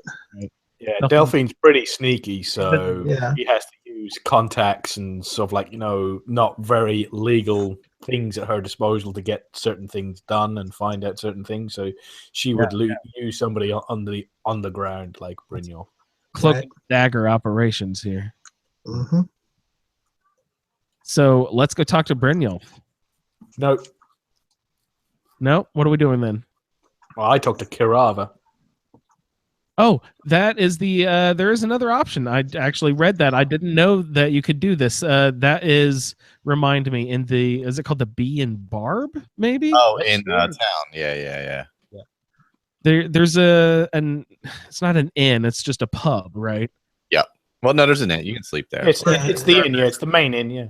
Okay. There's 2 Argonians running it. Yeah, so you talk to one of the I think the first time you go in here, isn't there some weird person preaching and they're like, "Come on, buddy, we told you could be here." That's but Marimal the priest that tells you about marriage. Yes. The Mara person. Yes. Mm-hmm. Marimal. Maramel. There you go. Cool. That's his priest, the priest of Mara. Priest of Mara, who you have to go see to get the amulet of Mara if you want to go marry. Correct. Well, you don't have to buy his amulet. You can have your own amulet that you find. Oh, nice. Okay, so they you can also, you're right, Colin, find information about this from the barkeep. Yeah. Or if you're in the Thieves Guild, you can just walk in. I mean, if you have access to the Ratway, you can just go to the Ratway. Pat had already was the nocturnal person already had all this crap. He was already done with it all. No, well, I still have the skeleton key because the skeleton key is really handy. So screw nocturnal. They're hilarious. You can also you don't even have to do Brynjolf's little test. You can just tell him there's some dragon issue happening, and he'll tell you and let you in without having to do the pickpocket part. Yeah, I failed that persuade check. Does Brynjolf test the thing where you have to like leave a ring somewhere and put it in someone's pocket and and all that? Medici or something like that. Yeah, Medici's ring, and then put it in Brand's pocket. Yep. Branche, yeah.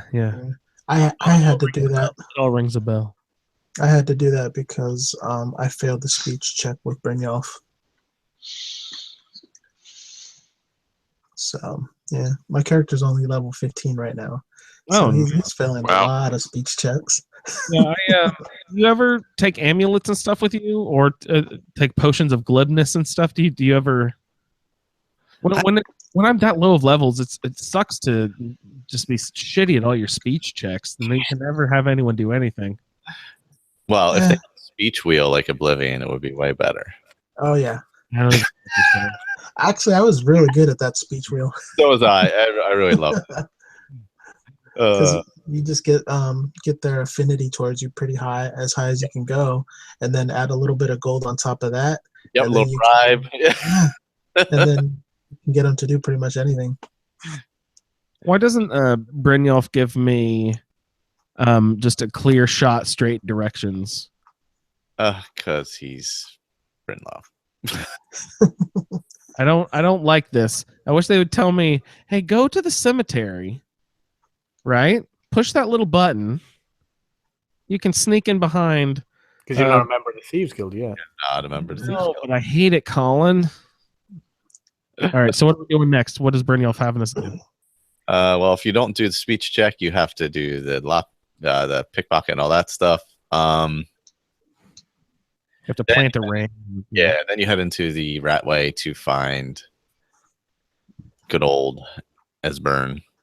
So, who tipped us off to the Ratway? Brynjolf tells you to Brynjolf go tells meet him at the Ragged Flagon. Brynjolf says that Esbern is at the Ragged Flagon, or to meet him, to meet Brynjolf. Yeah. Okay. I got you. Yep. So the first part is where you meet there's those first two guys. I forget if they have names or not. Do they have names? They do, yeah. They do have names, but it doesn't matter. Droff or something. Yeah, like that, yeah. And then you come across a lowlife, I believe, somewhere along the way. Yeah. Actually, if you kill those two guys and you drop straight down, you just turn to the left and you can pick the lock on that door and work your way in. Oh, well, there you go. I've never done that. Yeah, you can avoid Punchy. Yep. Yeah, man, he always gets you. You don't see him until last minute, and if you're not paying attention and you're low level, he's gonna kill you. He breaks my fucking nose every time. Yeah. Yeah, he socked me a few times, and I'm just like, really? How does this guy kill me with just punches? And they hide him well in that room. Well, he's sitting in a chair, right? Basically, as you open the door, usually what I do is I open the door, I'll back up a little bit, and then I just shoot an arrow straight down the middle, and that'll typically hit him, or at least wake him up. And then I keep throwing arrows in there, and sometimes he'll hit the bear traps. And and I also dropped a what do you call it on the floor, so that helped to take some more of his health. Yep, I dropped a rune, and so that knocked him down because I really wanted to get that enchantment because I'd like to do some. What's that guy's name again? I don't know his name, but I know he's got Fist of the Pugilist. Yeah, the Pugilist. I really like that. Yeah. Juan, you always do your unarmed or melee stuff. That's cool. Ian the Fist. Ian the Fist. Yeah. And there's some perks in Ordinator and light armor for unarmed. Oh, and light armor too. Nice. I think it's light. Yeah, I'm pretty sure it's light armor too. Oh, is there some in heavy armor as well? There is in the vanilla. Originally, it's heavy armor. Oh, in the vanilla, yeah. Let me pull it. I'm pretty sure it's in light armor, because that's what I'm using. But obviously, I'm not using the. I always remember Brian Accidentale had a character. Yeah, Iron Fist. Meathead. Used those gloves with. Was it Meathead? Yeah, you're right. Yeah.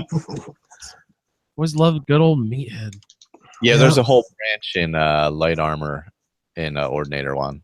Oh, that's nice. Okay. But my character's all heavy armor anyways right now. Yeah. Because I really want to do the Stalrim armor. Oh, I do like the Stalrim. Yeah. Yeah, those Fists of the Pugilist came in handy because I had no Brynjolf because I went through Kirava. So when I got into the Ragged Flagon, I needed to ask the guy behind the bar where Esbern was. Oh, and you have to fight him. Yeah, I have to brawl. So those came in very, very handy. Those are good for a fight. Yeah, if you want to end that fight quickly, they are good for that. You guys, okay. That is another perfect example of how the game sets up like the perfect thing. They want you here. They're providing this thing for you. You're supposed to use this thing, apply it to the game, and use it to further your experience in this next step of the game. Why does that never ever fucking cross my mind? Why did I just put on those gloves before I have to punch that guy? Because you're distracted by all those mutts that you have following you.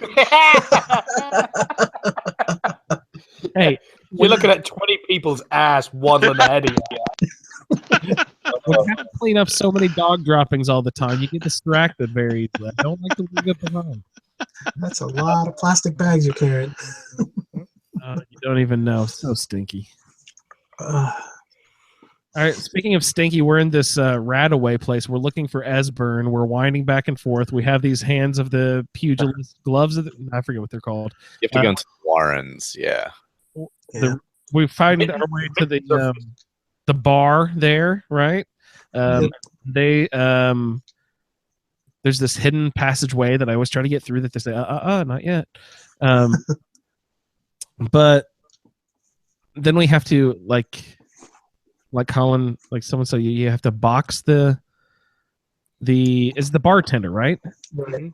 for further information about where he could be. If you best him in fisticuffs, then he lets you go down that formerly inaccessible door. Correct? Yeah. Well, if you don't best him, you die, right?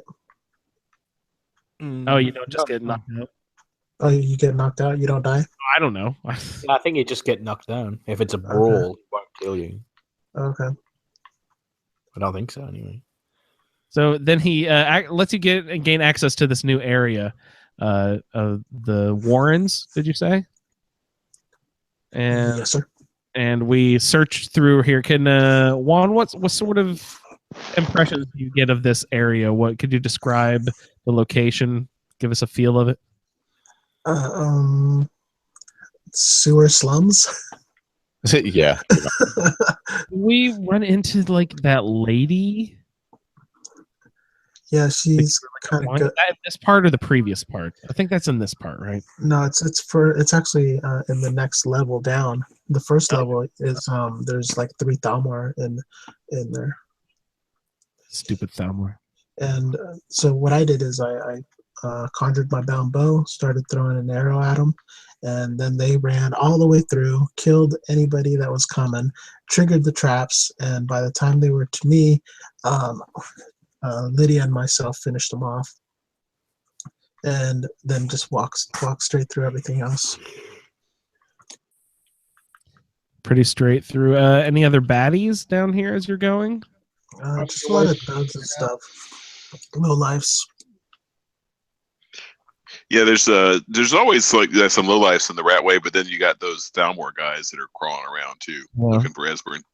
So that's I think that's specific to this quest.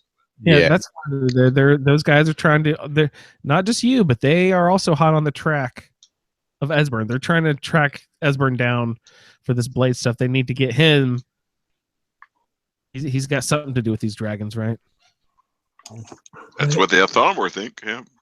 We've got to mention the sneaky lady outside. Who's that? Shiva or something like that. Her name is. It's the Khajiit that's following you. Oh yeah. Did she attack you also? Only when you come out with Esbern. Okay, and she had a note on her. Yeah, there's 2 people who attack you with notes, right? I believe. The only other one I know of is when you do Malborn's second part.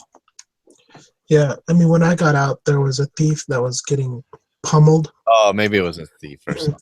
And I was sitting there watching, then all of a sudden I started getting hit by somebody, and I was like, what the heck? And it turned out it was the Khajiit. And I'm like, okay, so sat there and killed her. Nobody else even batted an eye. And went through her stuff, and sure enough, she had a note that said that I needed to be taken care of and whatever. Yeah, because what I did was when I went in there, obviously you go in, go through the right way, all that stuff. I went to, well, you find Esbern. Don't open other people's doors. Come here. Especially not the butcher. He undoes his 7 locks or whatever. Yeah.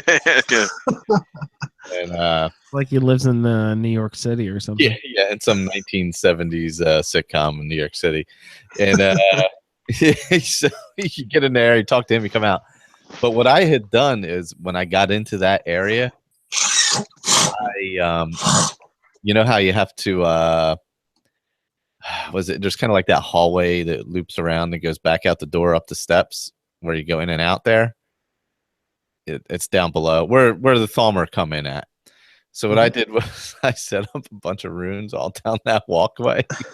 So while I was talking to Esbern, they all died. That's awesome. And I never had to fight anyone going out. That's good advanced planning. Yeah. So, like usually it's a giant mess in that goddamn stairwell because you got Esbern with the freaking Frost Troll or Frost Atronach, and they're doing magic all over the place. Giant mess. And I'm like, all right, we're not doing this time. So we literally, Esbern and I go sneaking out, and I'm like, all right, just in case one of them survived, and we're just like, oh, okay. We just left. Like, all right, see you later. I do like picking up. That is the one good thing about the elven armor is that it's really light and really expensive. Yeah, yeah. Yeah, it's very, very light. It's nice for making money for sure. Yep. Yeah, because then you exit, you go back into the. Once you get out, you're in the marketplace. That's where what's her name, Shiva, attacks you, correct? And then you have to take Esbern to Riverwood. Yep. Yep. Run outside, jump in a carriage, or walk like I did, and use Esbern to battle dragons and stuff, and fireballing bloody bears and everything like that, aggroing your followers so the two of them have a pitch battle. Right? Thank God. I had I got into the the Mages Guild, and we were running to the Sarthal, and somebody attacked the mages, and then they started blasting fireballs, and it hit Lydia. So Lydia started attacking everybody, and you know when your followers start fighting with each other. Excuse me. Yeah. That if you fast travel away, they come with you, and then they stop fighting. I done that. I fast traveled back to Winterhold. She didn't come with me. I was like, oh crap! So I ran up the mountain, got to the mountain. She'd already killed Brylena, and she was in the process of hammering down what's his name, Tolthir. She got Tolthir down to a knee. Then she ran after Onmund, killed Onmund, because I was just by this point I was just standing there watching this happen. Killed Onmund. And then ran after Jizargo. Jizargo started running as far as he possibly could, and then by that time Tolthir was back up.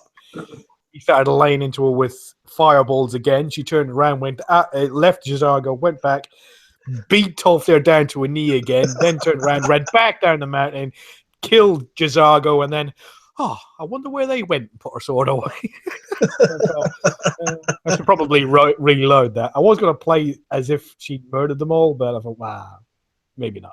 So I went back in a save. But poor Jizargo. I wonder how that affects the Mages Guild storyline.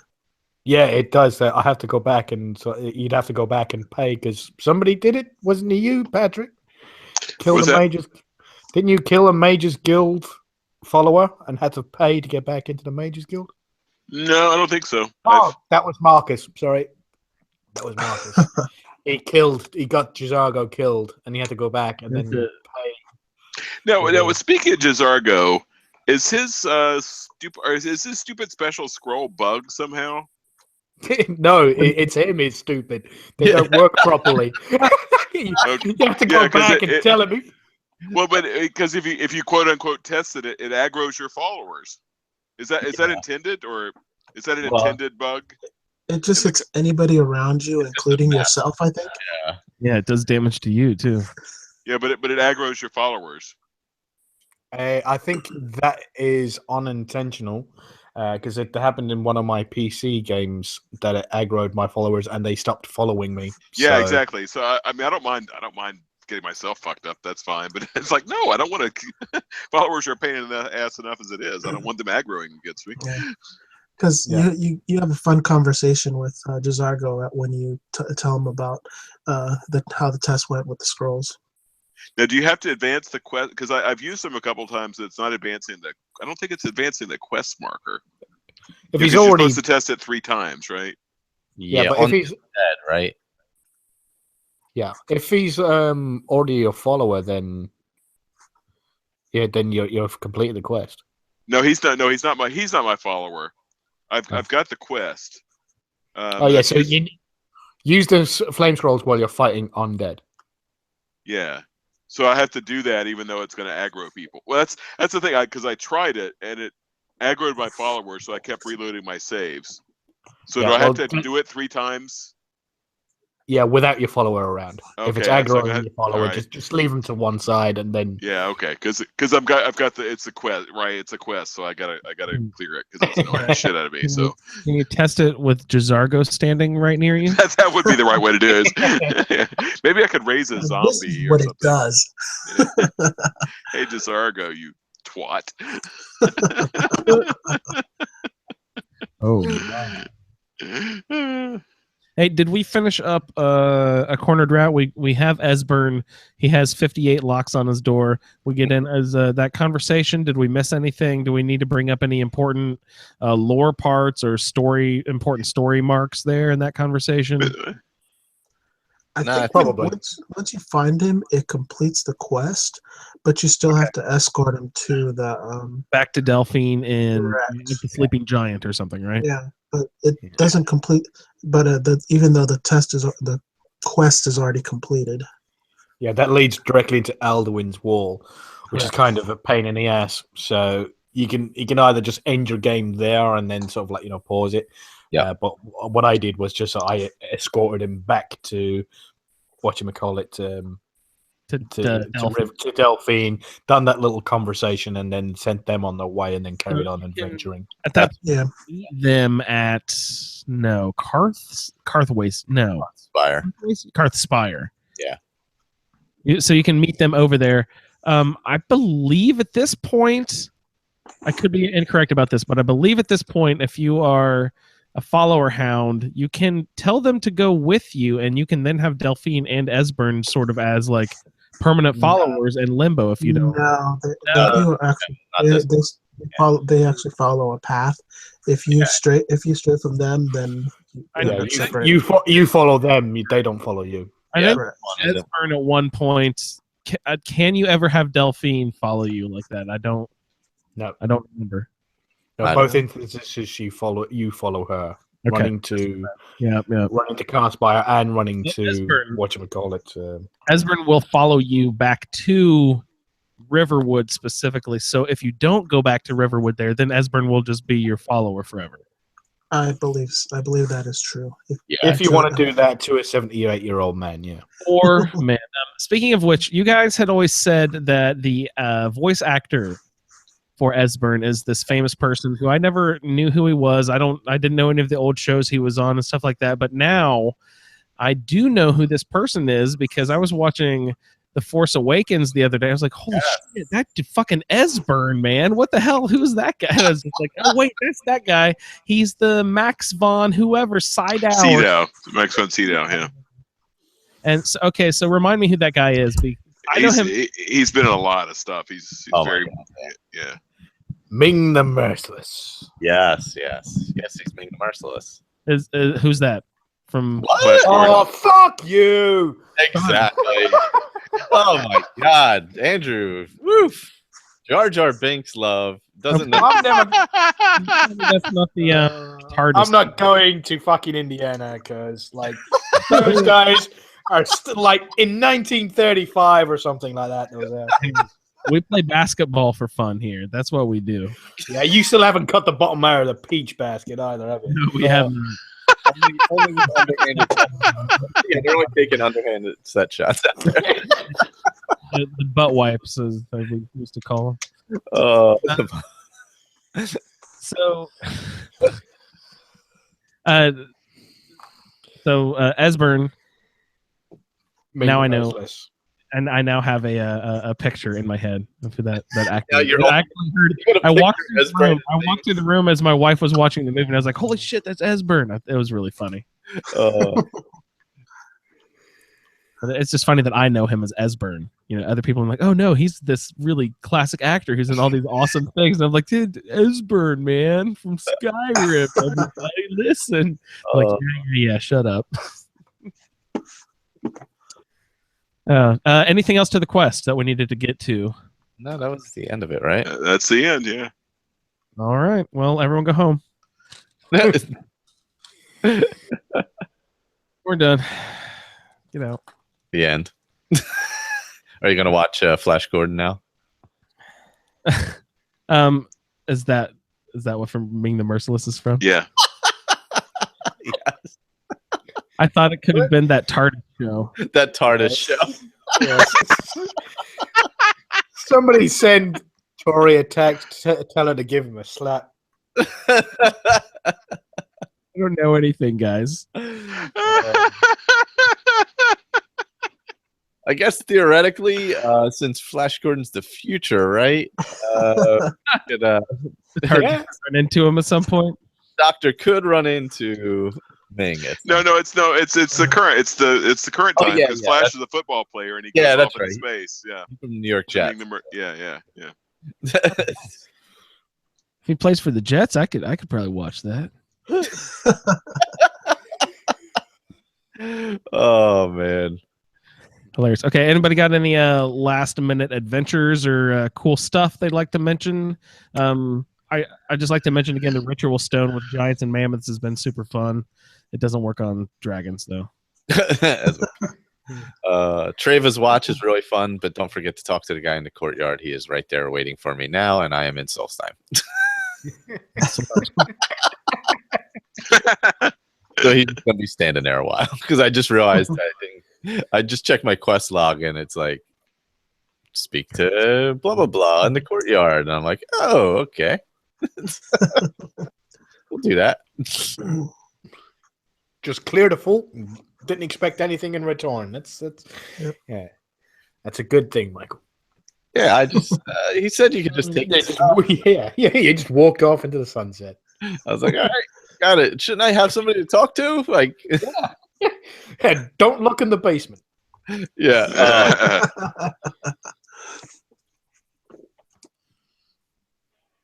Nice. Well, if you guys don't have any other Skyrim related material, I feel very ashamed that I forgot to mention last episode. Everyone, please go out and listen to ASA Mod Talk. Yes. Posted actually in this feed. Yes. A couple. Great episode. Yeah. So. Please pay attention to that. It will be posted to iTunes eventually, but follow it over to that feed when that does happen.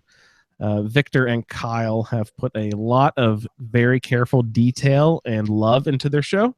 So if you have any interest in modding whatsoever, give it a listen, please. Yeah, and it's more than just they're going to branch out beyond Skyrim and Fallout, I believe they said. Great.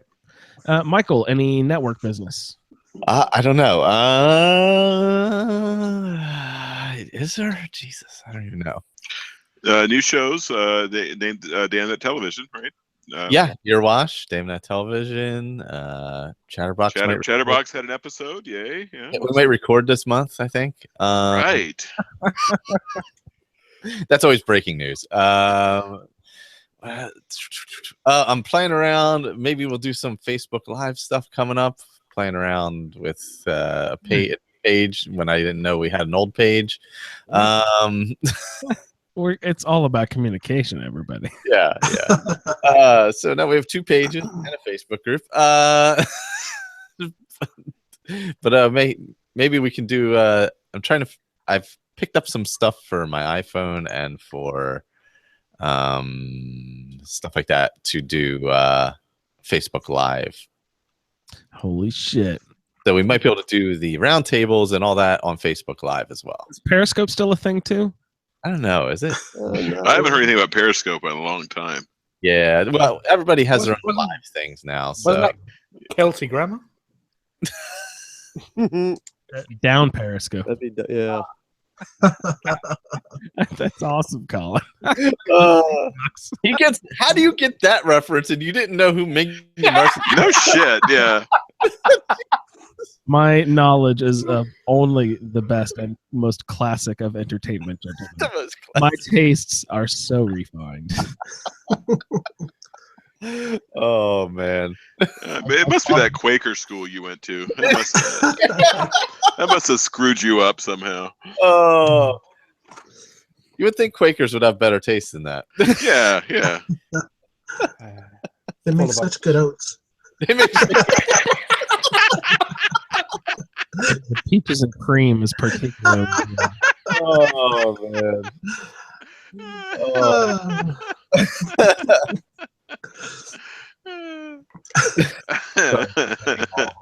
Quaker listeners. Yes. Both of them.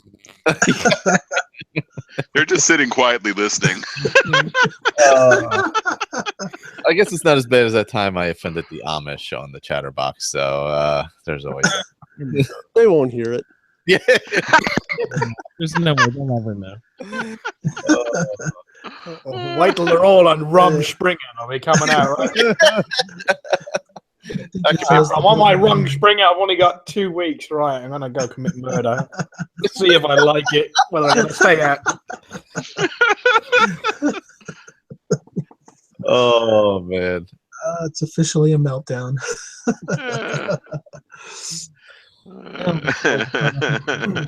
I would like to remind everyone that session 4 quest will be next recorded on Saturday, February 4th, 2017 at 5 p.m. U.S. Eastern Time. That is, again, for the Skyrim Roundtable. Again, the quest will be 10, Alduin's Wall, 11, The Throat of the World, and 12, we have split into 2 parts here. We have 12A, Elder Knowledge, and 12B, Discerning the Transmundane. And I remember us doing this last time for some particular reason, but I do not recall why. I don't remember either. I think there is a reason, though, why we did it.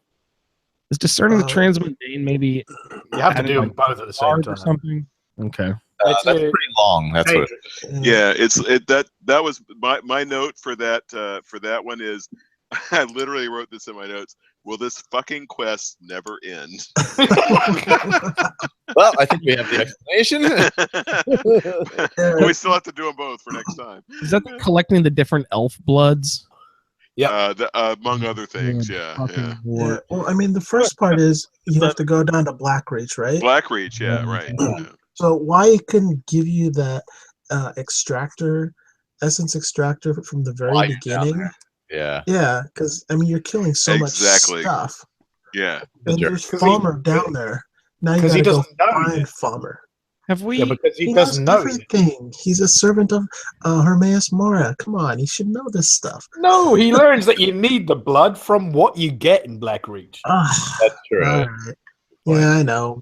Just it'd be nicer if they did it the other way. We heard the word Elder Scrolls. You get to kill him later. Don't worry about it.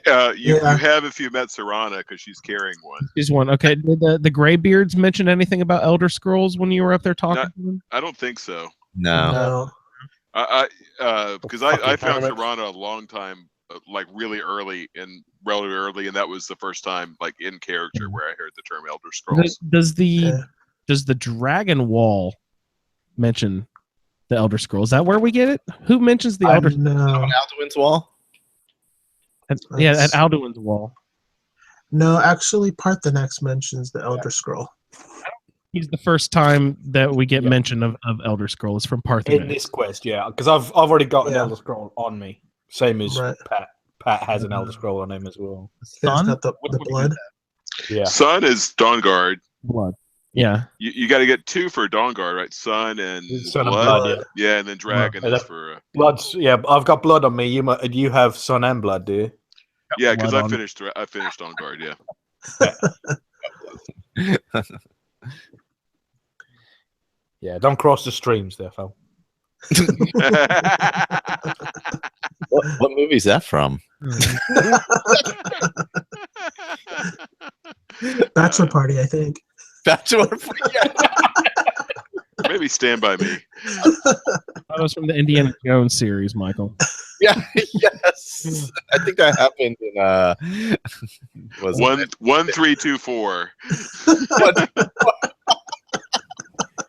No, I'm all for 2 being last. I'm for. It's a near thing between 4. I'm kind of with you.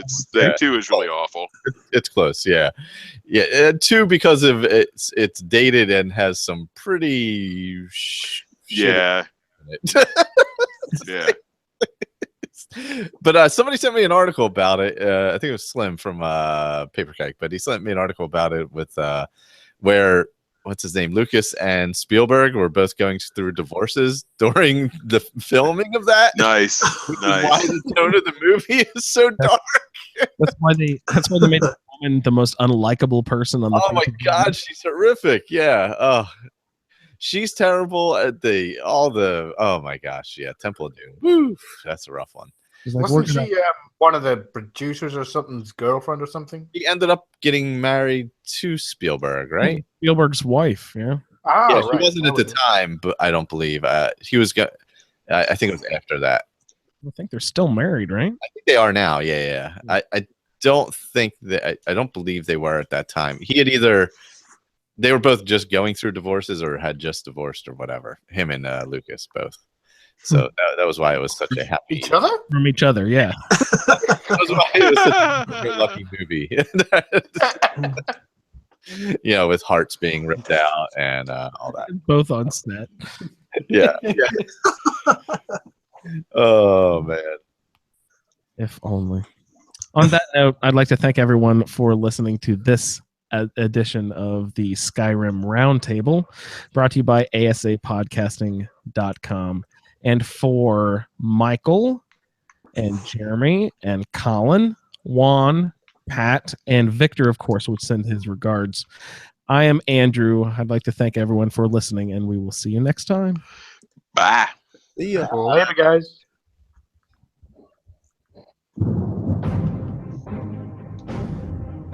Who is rapping? Overkeen. Dragons? I'm not overkeen. I'll dice them like a knife, slicing right through an Thank you for aubergine. downloading this episode of a Skyrim Podcast Roundtable. If you are interested in doing a play-along character with us, the show can be contacted by emailing skyrimroundtable@gmail.com.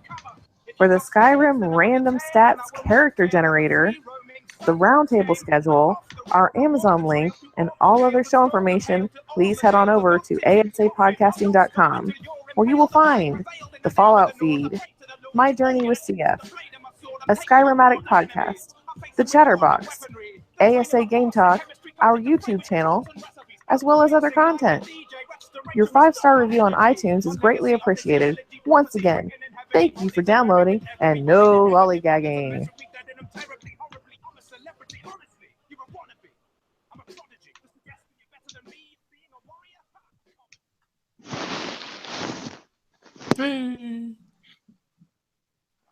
All right. Now I can get back to ESO. Juan, are you doing a Let's Play ESO podcast? Kind of, sort of. I did most Really of record the audio, man. I'm serious. Record the audio yourself and put out a serial podcast of ESO how to. That'd be awesome. Yeah, well, it's already on YouTube. So I'm gonna. It actually sounds okay. There is some sections where it kind of mutes. And throughout the whole thing, I just give a little bit of info. What's that? I said YouTube does weird stuff to the audio sometimes. I think it like compresses it in a weird way. Yeah. Well, it was on Twitch where it does a weird mute thing. Are you on PC or Xbox One? I'm on the Xbox. Oh yeah, it's true. Yeah, because on PC it's pretty easy to capture. Yeah, I don't recall having that issue in the past though, which is kind of odd. And I don't know what's been causing it. There is a setting for mics that they only activate when they hear you talking. So when you start making a noise, that's when it activates, and then it cuts out. So it sometimes it delays it when you're sort of like trying to talk or something like that. To make sure that's off. That sucks. Okay, I might go look at that then. I gotta take off, fellas. All right, see you, Jeremy. Yeah. I'm gonna guys. Yeah. So I have the character at pretty low level. I think she's like level 7 right now. I'm itching to play her, but because my voice has been kind of not great right now, I haven't played her at all. But I think next I'm gonna just kind of just show what the kind of you want to do in the beginning. The kind of like the main things that you want to do to get going, which is like join the Mages Guild, join the Fighters Guild, join the Undaunted, and get your certification for crafting writs, and kind of show how I go about doing that. What's that? I was going to say, how much of those houses are going to be when they come out? They range anywhere from you get one free, which is like a room in your faction's area, and all the way up to the most expensive one, which is like 3.7 million gold. Whoa.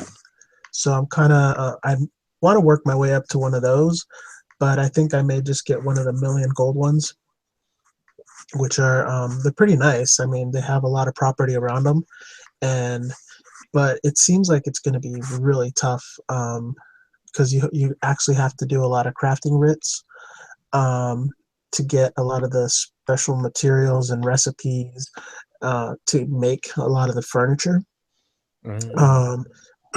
And they have some like what they call master writs, where it asks for like a nerd honed glass gold sword. Bloody hell. But I guess it gives you like 200 plus credits or whatever that helps to pay for that you can actually convert into it. So if you do one of those, then it pays off.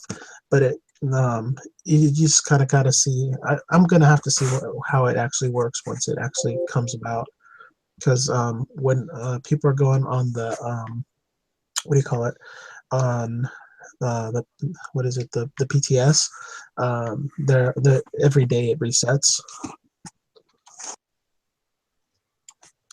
but they are requiring some of like the special motifs and everything, like the Yakuden and Draugr and all that. So you have to be a full-on master crafter with pretty much almost every motif. Bloody hell. Yeah. So my PC guy's got about 700,000, and he's fully done on heavy armor. I think, heavy armor, and I think the two-handed weapons, right. Maybe the two-handed warhammer. He's got all of them on that, but all the rest of them he hasn't got everything. So yeah. I didn't know it was going to be a Hearthfire type style thing. I thought it was just buy some space here. Well, the one nice thing is that they're going to have like a test dummy that's going to have about 3 million hit points, so you can run DPS tests on them. And once you kill them, then they come back, so you can keep testing on them. Yeah, I prefer plain. Yeah, but it's nice to be able to just kind of test different sets while you're there and just see how much damage you can do. I know on my character I've completely finished all the traits on everything, and I have about 1.7 million gold, and I'm working my way on getting all the different motifs. They are a pain in the ass because you got like the dwarven ones. There must be like fucking loads of those. I have the dwarven already. I've completed the dwarven. I think I have like a few left on glass. I have, let's see what else. The Yakuden I haven't gotten anything. Draugr I haven't gotten anything. Outlaws, those are real quick. The Xiven I'm completely done, and you can actually buy those for super cheap in the store. I've seen them for like as cheap as like 500 gold a piece. So those are really easy to come by. I think they're saying that actually the style motifs are what are going to be most used on some of those crafting writs. Yeah, they've got to keep some sort of like rein them in of how many different types that they're going to need. Yeah, because not everybody has all the different crafting motifs, unless you just kind of sit there and keep. Actually, once you pick up one and you abandon it, you keep getting that same one back until you complete it, right? Or at least that's the way the provisioning writ always worked for me. Yeah, well, it depends on the level as well, I think. Because whatever level you are at your provisioning level, that's the type of recipe that it'll ask for you. Okay. But yeah, you do whatever one you've got, you need to complete that one and then even if you abandon the quest, I think it doesn't change. Right. It's been a while since I played that. Yeah, because I had that same issue with I had like a carrot slurry and something else, and I couldn't get the recipes anywhere. I was just like, ugh. And every time I went to get the provisioning writs, I always got that one again. Even when I was finally like level 50 and I'd maxed it out, it was still giving me that one. I ended up finally having all the recipes. I grabbed it, I finished it, and then it gave me the level 50 writs. So, and they finally changed it where you don't have to go to Rothgar to submit your crafting writs. You go to Betnik and Craglorn, because not everybody had the DLC. I want the top ones. Yeah, I used to always do all my stuff at Craglorn. Yeah. I used to do all my farming and everything like that at Craglorn. And now they've changed Craglorn so you can do it single player as well, haven't they? Yeah, that's really nice. I was able to kill a lot of those mobs with my Templar, and actually with most of my characters now. But it's a lot easier now because it tells you when you go into group zones. But with my Magicka and Nightblade, I've actually been able to solo even some of the group dungeons. It takes a little while, but yeah. Yeah, I've done a couple of those. There's one was it on put on a YouTube channel. It's the really big was it the Bone Colossus? I don't know which one he's in. And he summons up all these tiny little skeletons around him, because basically you're in a giant sea of bones. Yeah. And he comes out of this giant Bone Colossus, and he has this massive area of effect thing that sort of like literally knocks you on the ass and sort of like takes nearly all your health. And I'm a tank, so for a one shot to take out my tank is quite a lot. Yeah. And he's Breton as well, so he's got some magic resistance as well. So it was a pain in the ass. Yeah. Pretty slow. Yeah. We've actually started soloing some dungeons now, or two-manning dungeons, doing the normals, doing the group dungeons. So our characters are built pretty good. Templars are really very durable characters, though. Yeah, that's kind of like the build I have with Clecia. She just runs around all Skyrim getting beat on, and then she just because she's got the 100 in enchanting, she's got 3 restoration spells. So she's just constantly casting. Was it not greater restoration? It's grand healing. Ah, okay. From the Resto staff. No, well, it's a spell. Oh, okay. Yeah. Yeah, I know. There's a way to. Yeah.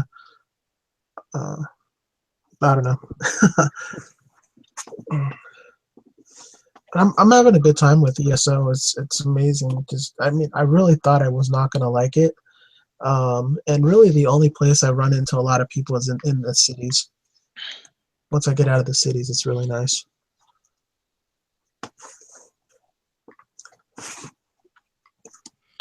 Sorry. Yeah, I'm really I always do love it. I've got a PC character and I've got an Xbox character. I haven't managed to.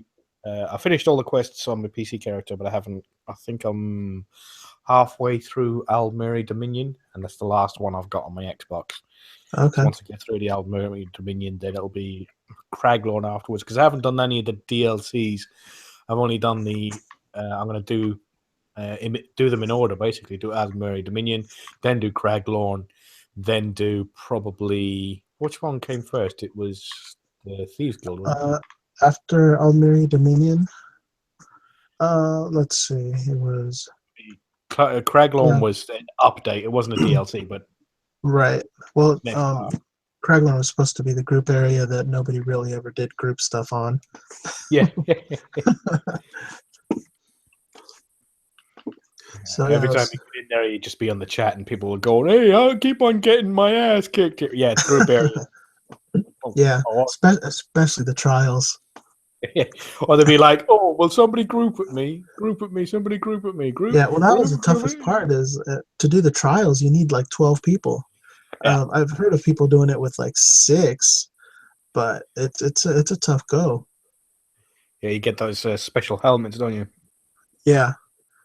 And actually, it's really nice now because if you do a vet dungeon and complete it, you're guaranteed to get the helmet for that area. And then now, if you do the Undaunted dailies, all they do is just give you a key, and then you just select which chest you want. So if you have a specific helmet that you're looking for, and well, you already have a helmet, and all you're looking for is the shoulders, you just go to whoever gives that quest, and there's a chance to get those shoulders there. Oh, nice. So it's a lot nicer. And if you're running a vet dungeon, there's either a scroll or there's a special way that you have to beat the end boss, and you can get 2 keys off of that. Yeah, it's pretty high-end gear that you always get from that. I wasn't too much with the group stuff. Definitely not on my PC. Not towards until the end. Right. I joined one guild and done quite a lot of the. That was the first one. The city. What was the name of the city? Oh, the sewers. Imperial City sewers. Yeah, the Imperial City. That's the one I was thinking about. I done that one quite a lot. Still never managed to